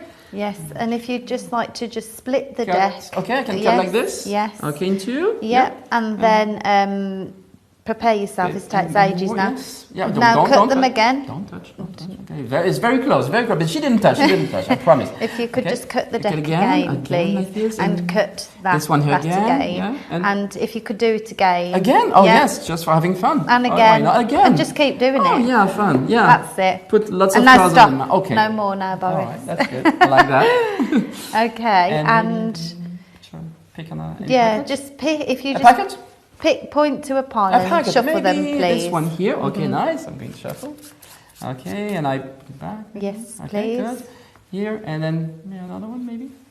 I would love to shuffle just another put them one. back where. It's put it back. Okay, exactly. Yeah. It's just very precise. Okay, good. I'm on to you now. That's good. And pick another pack. You pay attention. This one here, maybe. Yeah, you pointed that one. Okay, so you maybe you try to influence me. I'm going to take that one. Okay, and I shuffle. Yes. Okay, and I put it on top of that one. Okay, good. Maybe another one. Maybe. Now that's what happened. Okay, go on then. Pick another pile. This Give one them here, a shuffle. Maybe. A shuffle. Okay. Yeah. Okay, and put them there, please. Oh, there, please. Yeah. Okay, good. Sure. Was almost there. I mean, she's supposed to be on top of each other, but it's a little variation. My we can trick. do it. It's your trick. Okay, good. And maybe another one at some Yes. point. Yeah. I don't know. Maybe that one here. Yeah. Okay, shuffle. And then put maybe them back on. At some point, I need to look at one card. Remember. Okay. Yeah. On the next one. Oh, the next one. Okay, sure. Put another one here. Perfect. So point to another one. Another one. Maybe I haven't shuffled yet. Maybe that one here. Yes. Okay. And shuffle. just shuffle them and then look at the bottom card. All right. Show it to everyone here on the side here and shuffle again. Yes. And on top. Yes, please. All right. And just keep shuffling. All right, and keep putting them on the top. Perfect. All right, that's good. Like that. Nice, sweet. All right, and the last one here. Boom. Okay. Okay, maybe a little cut. I don't know. Could you cut them now? Yeah, please? I'm gonna cut here, but still, what I'm thinking is that you can still estimate pretty much where the card is. So maybe if I do an extra shuffle, that would be very impossible. Keep shuffling. Sure, right. Yes. Absolutely. Yeah, I'm doing that. All right. So now it's impossible, I think. Yeah. There's no way she can know anything now because I shuffled and cut so many times. Okay. Wow. So if you could just one cut last them cut, and put them there, please. And then if you could just perfect, yes, spread I like them that. along. Well, I'm not a professional like you, so I will try to do my best for spreading cards, but maybe I can pretty much. Okay, well. Okay. Okay, that works. That works. Nice. Yeah. Yeah. And now I don't know how you can find my card. It's impossible. Maybe I don't know. You can. Oh. I'll let you show me where they are. I'll feel where the card is, really? Boris. Can you do that? Yes, I can. It's amazing. I love it. All right. How can you do that? Let me feel your pulse. Oh, really? Okay. So this How is do you here. feel the pulse?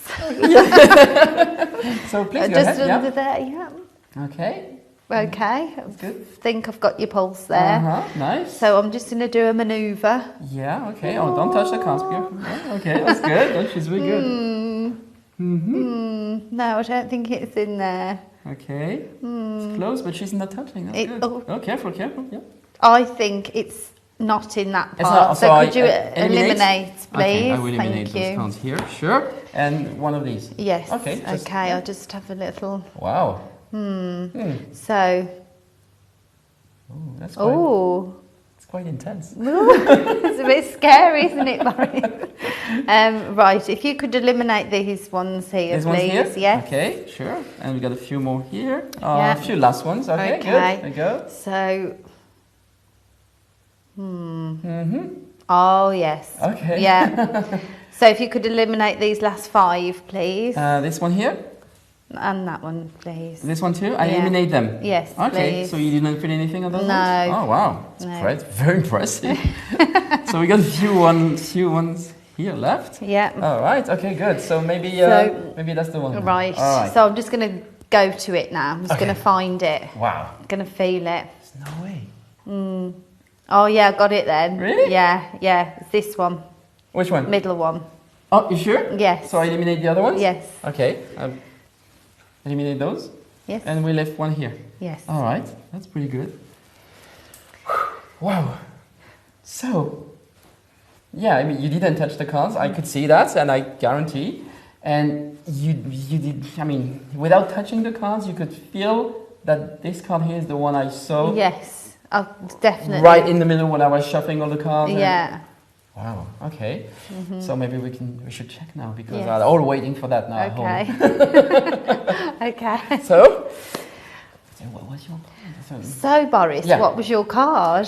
The card I saw was a club. Yes, 9 of clubs. It was very close to yours. 9 of clubs. 9 of Would clubs. you like to turn the card over? Yeah. Okay. Well, I'm a little scared. Are you? No. Okay, because you're very confident and you're sure it will happen. It's going to be the 9 of clubs. Just like what happened earlier. Yes. Okay, good. Okay, I will show to the people first. Okay, but I don't want to know. Yes, that's the one. You show you the card. Yes, that's the one. That's the one. So wow. Wow. I told you I was good, Boris. Yes. I had no doubt about this. Look at that. That's the leading proof. Very 9 of clubs. clever. Wow, wonderful. Thank you, Anna. And I did it without touching the cards. She didn't touch the cards. How did I do that?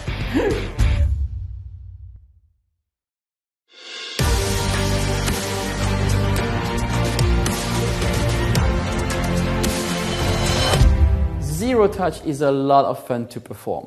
As you can see, it's 2 effects. So you can perform either the magician's version, I would say, it's when you perform it yourself, even if you don't touch anything. And the second part is when the spectators is doing the effect.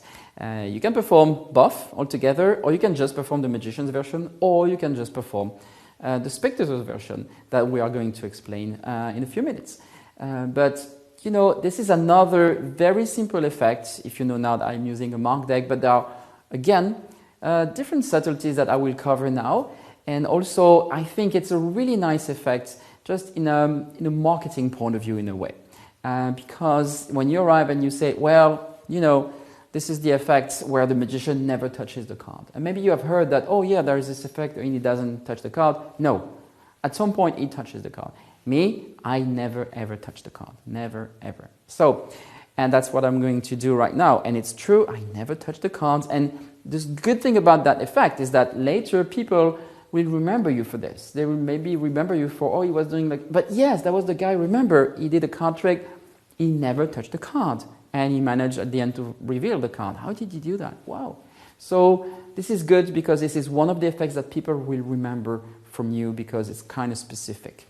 You need a mark deck, of course. It's shuffled and you ask at the very beginning the person to shuffle the cards.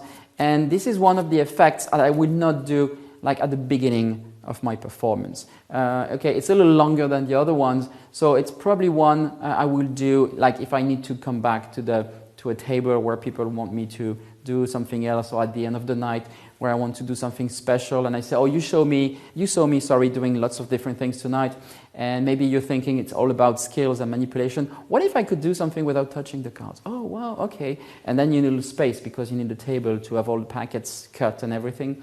So that's pretty much at that moment that I will do it. For another reason also, because I want to know and I want to perform effects for these people before this one. I want to select one person that I know how they shuffle the cards, yes? So I will not do it straight away. I will do a couple of tricks. I will ask, and I always ask people to shuffle the deck, and I will look how they shuffle. And if I see somebody who is doing very naturally an overhand shuffle, I mean, and most of the people I would do, like most people will shuffle this way, but still, I will pick that person because the way they shuffle is important, yes? So, when you arrive, you can either have already the box, deck in the box, like in a performance, or you can already have, the deck on the table and say, well, this deck is on the table, I didn't take it out of my pocket because I don't want to touch it. Why? Because it's a trick where the magician never touched the cards, right? Never ever. If you see me touching the cards, and you can add some comedy if you want. You can have like a little ring like bling bling. Someone maybe do this if they see you touching the cards, but whatever. But it's a lot of fun. There's a lot of comedy involved here, as you can see. So the cards are here. You just place the card pretty much, I would say, this way here. After they shuffle the cards, back on the table, the person will cut the card this way, cut the card this way again. So, and you must give really precise instructions. And that's why at the very beginning I said, since I'm not going to touch the cards, you are in my hands, so just follow the instructions. And they must understand that, of course, they must be quite precise in what they do, because they do everything. Cut, cut, cut, cut, cut. Again, you don't have to have 8 packets, but I mean, it's the structure of this is cut into, okay, cut into again, and cut into again, cut into again. It makes more sense, and you must play as a little game with the person. Yeah, it's not like, okay, please cut and make 8 packets. No, it's just cut. Oh, cut again. Oh, why not? We should cut more. Okay, let's have some fun. We get lots of packets here. Well, that's good. Now you have 8 packets on the table, and the deck is marked, so you know which is the top card, of course, for every packet. Now I'm asking, and I say, oh, please, would you just show me a packet? Would you just point to a packet? That's pretty much what I do. Sometimes they just grab it, like directly, just that's what happened with Emma earlier. But it's fine. But, the words are still precise. I mean, if you can say it, it's important. Would you just show me one packet? She will show you one packet. Let's say this packet here. Say, you want this one? Okay, take it. At the moment, of course, they take the packet, I see the top card, and I see this is the 8 of diamonds here, right? So they take the packet, and I say, would you shuffle the cards, please? Now, this is the important moment, and several things can happen, of course. Most of the time, if they just shuffle the cards, and they do an overhand shuffle, because when you have like here, like, I don't know, like 3, you get 8 cards here. That's what will happen here. When you have 8 packets on the table like this, you will have like packets with maybe 3, 4, 5 cards, some maybe with 8, 9, 10, 11, depending on how they cut. But why do I have 8 packets? I want to have like no more than 10 cards max, of course, between 4 and 11, which is an average here. If you have 52 cards and 8 packets, you do the math. You usually have between 6 and 8, but it could be a little less, could be more. But I want to have like small packets, because if I want them to shuffle, the regular shuffle, nobody will do like a faro shuffle like this, and most people will never do that anyway, even with a full deck. But when I say, could you take the card, please, and would you shuffle? I mime an overhand shuffle. And remember, I pick someone I know who will naturally shuffle this way. So I say, would you shuffle the cards, please? Yes? When you have just a little packet in your hand like this, and you do an overhand shuffle, most of the time, if your deck is in good conditions, and of course that's what I recommend, okay, not an old deck, but like, quite new deck, so the cards slide, quite easily. When the person do an overhand shuffle like this, most of the time they will do this. They will peel the top card and go this way. Yes? That's what usually will happen here. So, and you get the idea. The 8 of diamonds, I know it's on top. Take the deck, the packet, and would you shuffle, please? And she would do this. And now, of course, they peel. If they peel the top card, which is the 8 of diamonds, I know, thanks to the mark deck, I know the 8 of diamonds is now at the bottom. So now, very gently, I can say, oh, thank you very much. Can you have a look at the bottom card, please? She look at the bottom card. She see the 8 of diamonds, and say, and shuffle again, please. And I rush a little bit, So she's like, oh, okay, good, like this. So I don't want her just to spend too much time or just to show the card to the audience at this moment. She can do it. But if you do the second version with the spectator, it might not be a good idea. You will understand why later. So I'm just trying to say the less time she sees the card, the better it is also for the effect. Because people will never think that you have the time to see that particular card at this moment, especially if she shuffled before. If she simply look at the bottom card, you don't see the face, you don't see the back, and she shuffles again right after. There's no way, apparently, you can know anything about that card. But you know it's the 8 of diamonds, obviously. So I must mention something important about that. I released an effect called the Ultimate 21 card trick based on that, because one day I saw Bill Malone, in one of the LNL DVDs doing an effect, using this principle of having a little packet and peeling. He was not using a mark deck, obviously, but it was peeling the top card and doing an effect whereby having this move here, you can guess, of course, the bottom card later after an overhand shuffle, which is also based on a technique by Stephen Drown from his book by Richard Kaufman. And so this is amazing. This is a really nice technique, and it's completely impossible for people, even if they know a little bit about card magic, to suspect that you can use that particular movement here, because of course, you will say there's a little risk. It might not happen the first time. That's what happened in the performance today. But it's good, and it doesn't really matter because you have 8 chances. And of course, if she picks like a bigger packet, maybe like she will peel like 2 or 3 cards at a time, and you will not know the card. It's fine. Just say, put it aside and take another one. And she will take another one. And of course, this one, if there are bigger packets, there are smaller packets. So of course, it would be like less cards, and it would be easier for you to do that. So you can either get, at the first time, show me a packet, boom, this one here, boom, that's the card here, that's the 5 of hearts in that case, and that's it. You say, look at the bottom card, shuffle, and then put him on top, put him on top, put him on top, put him on top, put him on top, put him on top, and the way you want, this one or that way, whatever, and then another cut. So at that moment, people still think that you can, maybe with estimation, locate. But when you say, I don't want to touch anything again, shuffle the cards again. They shuffle the card again. Now there's no way people can suspect, of course, that you already know the card, and it's possible for you to reveal it later, right? So if it happens the first time, it's fine. If it doesn't happen the first time, I would say maybe it's even better, because she shuffles, she does this, she shuffles, she does this, she shuffles, maybe not again, because you must be 100% sure. But then there's a small packet here that she takes. Let's say I did with the 5 of hearts earlier, so let me find the 5 of hearts. It's right here.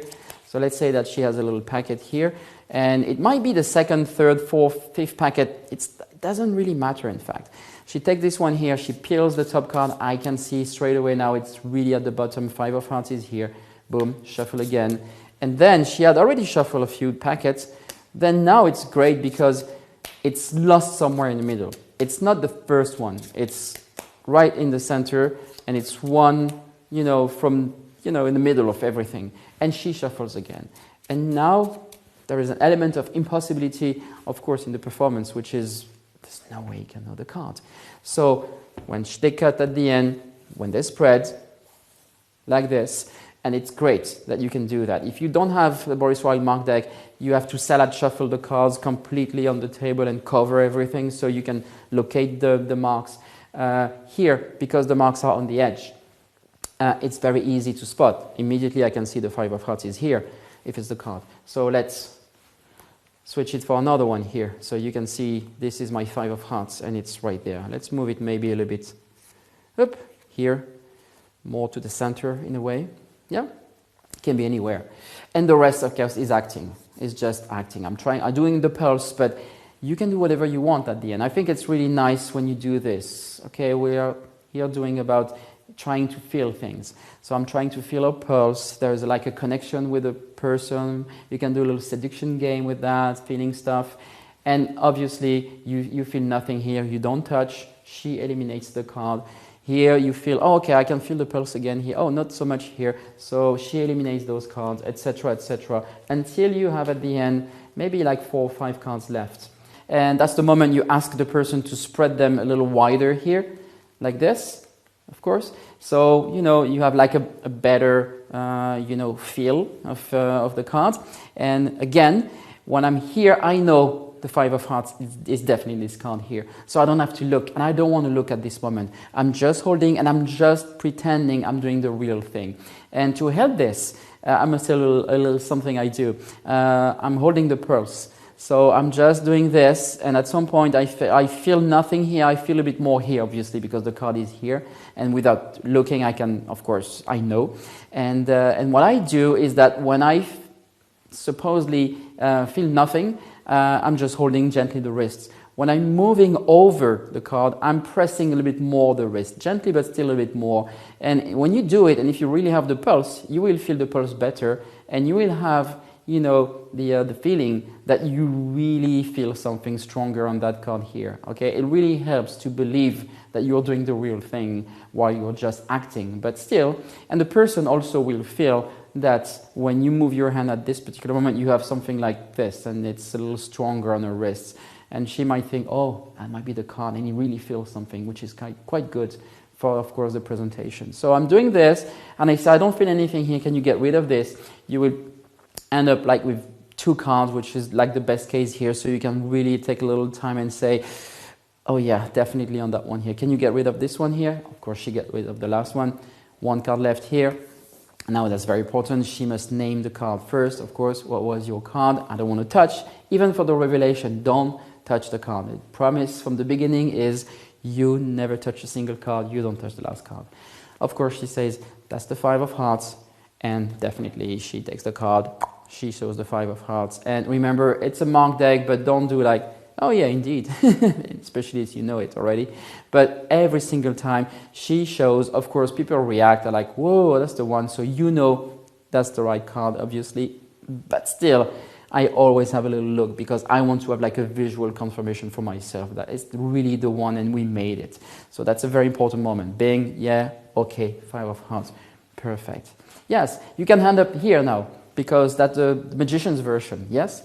Or you can then say, well, that was, you know, that was good. I mean, you were good. I mean, maybe you could do some magic yourself. Maybe you could swap places and you could do this trick.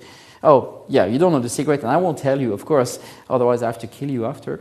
But maybe if you want to try, yeah, we can try. And that's the moment where you can, if you want only, just swap places. You go here, and of course, she does it. And that's what we're going to see right now, the spectator's version of Zero Touch.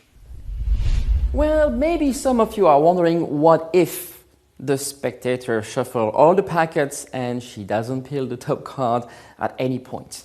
Well, it might happen in very, very, very rare cases.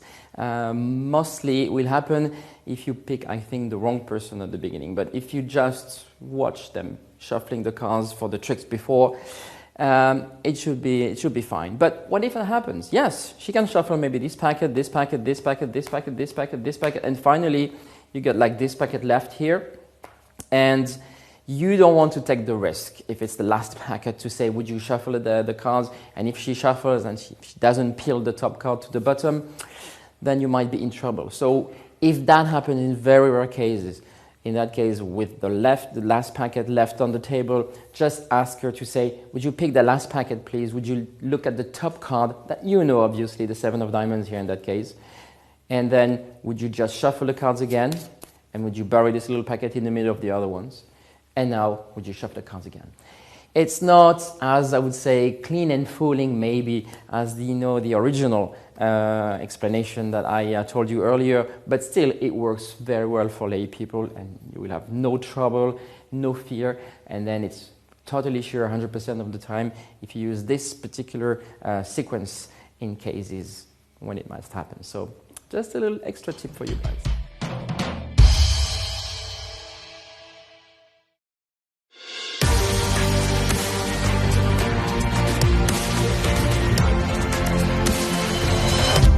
The spectator's version of Zero Touch using a marked deck is basically that she does everything she wants, and at the end there's 1 card left.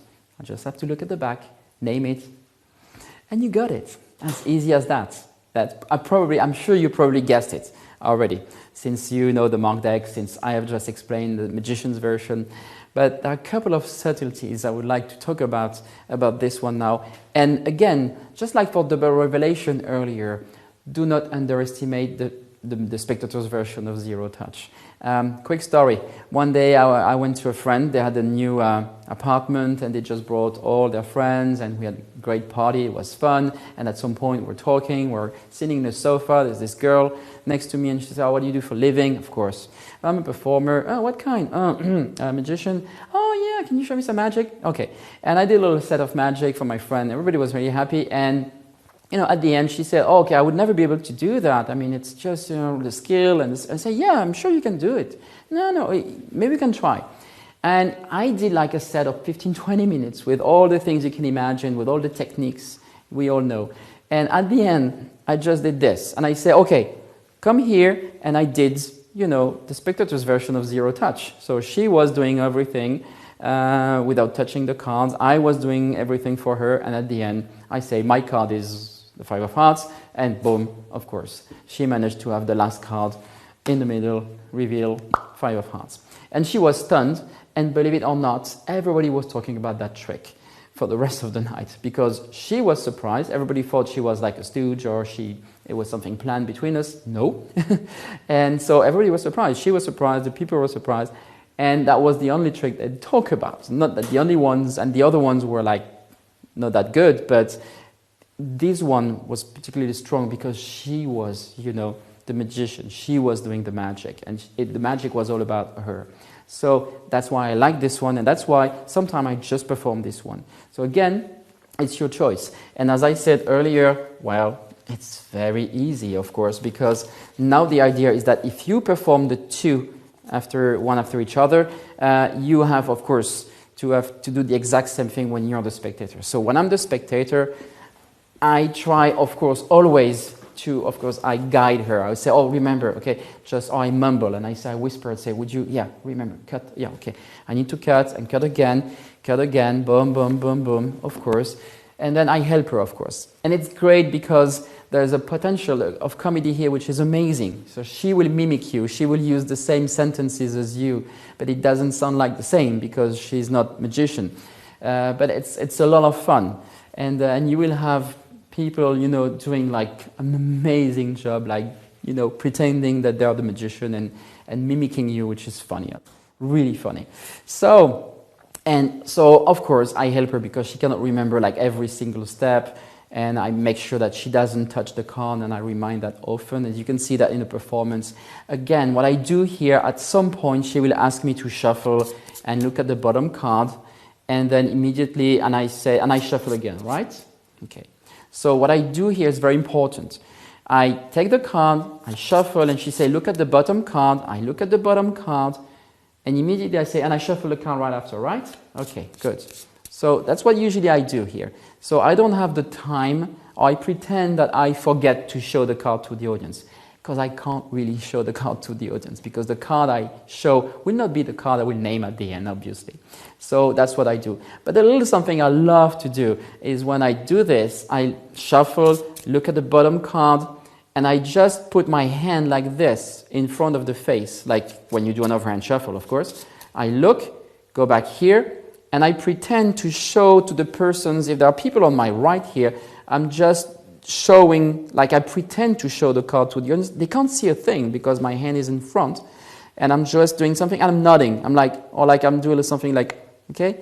Like pretending that I'm showing the card to them, and I shuffle immediately after. But they don't see a thing, obviously, right? But everybody in the room thinks that I've shown the card. So at the end, she does everything. She takes your pulse, and she moves her hand over just exactly you performed it, and she will manage, obviously, to have one card left at the end, when there are like a few cards left. And when there are a few cards left here, I'm trying to remember. Okay, I see here the Queen of Hearts. I see here the Six of Spades. I see here the Nine of Hearts, and I see here the Two of Spades. So I'm trying to remember a little bit. So she moves her hand, etc., etc., and then she says, "I don't feel anything here." Okay, good. And I don't feel anything here. Okay, good. And I know she leaves, for example, the card really at the end. And I know it's the Queen of Hearts. Immediately I know it. I don't have to look. And this is important now. You don't have to do like, you don't want to do like, yes, okay, my card, oh, Queen of Hearts. Yeah, it's a giveaway, obviously. So you don't want to look at anything on the table at this moment. You're looking at the person, you're looking, usually I lean back a little bit. And I'm like, okay, yes, are you sure? Wow, it would be amazing if you can manage to do that. My card, oh yes, I need to tell you my card, by the way. It's hearts, yeah, Queen of Hearts, yeah, sorry. So it's a little bit of acting again here. I don't want to play amnesia, of course, but since I have played with her, I've talked to her for like 5 minutes, and there was interaction, comedy, etc. It's quite normal at this moment when she asked the card, just not to be 100% sure, because there was time between the time I saw the card and the time I named the card. So I'm like, yeah, hearts, Queen of Hearts. Yeah. So don't overact, but just try to make it real. So you have to name a card that you have just seen here like 5 seconds ago, but you pretend to name a card you saw like 5 minutes ago, or 4 minutes ago. So just make it subtle, but yeah, I usually do that, something like this. So it adds a little more credibility. And I say, yes, heart, Queen of Hearts. Yeah. And I say it in a way like, I don't want to make any mistake, because it's, this is the important moment, of course, and I don't want to screw up anything. So, and now I take the card, I show the Queen of Hearts. That's the card, obviously. And also, just a little something just before revealing the card, when I'm playing the thing, I'm like, it's a heart, yeah, Queen of Hearts, yeah. And I'm doing something like this, like Queen of Hearts, yes. And lots of people will think that somebody just whispered or just said yes, or just confirmed it's a Queen of Hearts, because they saw it earlier. They didn't see earlier, remember, I didn't show anything, but I just pretended. So at that moment when I say hearts, yeah, Queen of Hearts, yeah.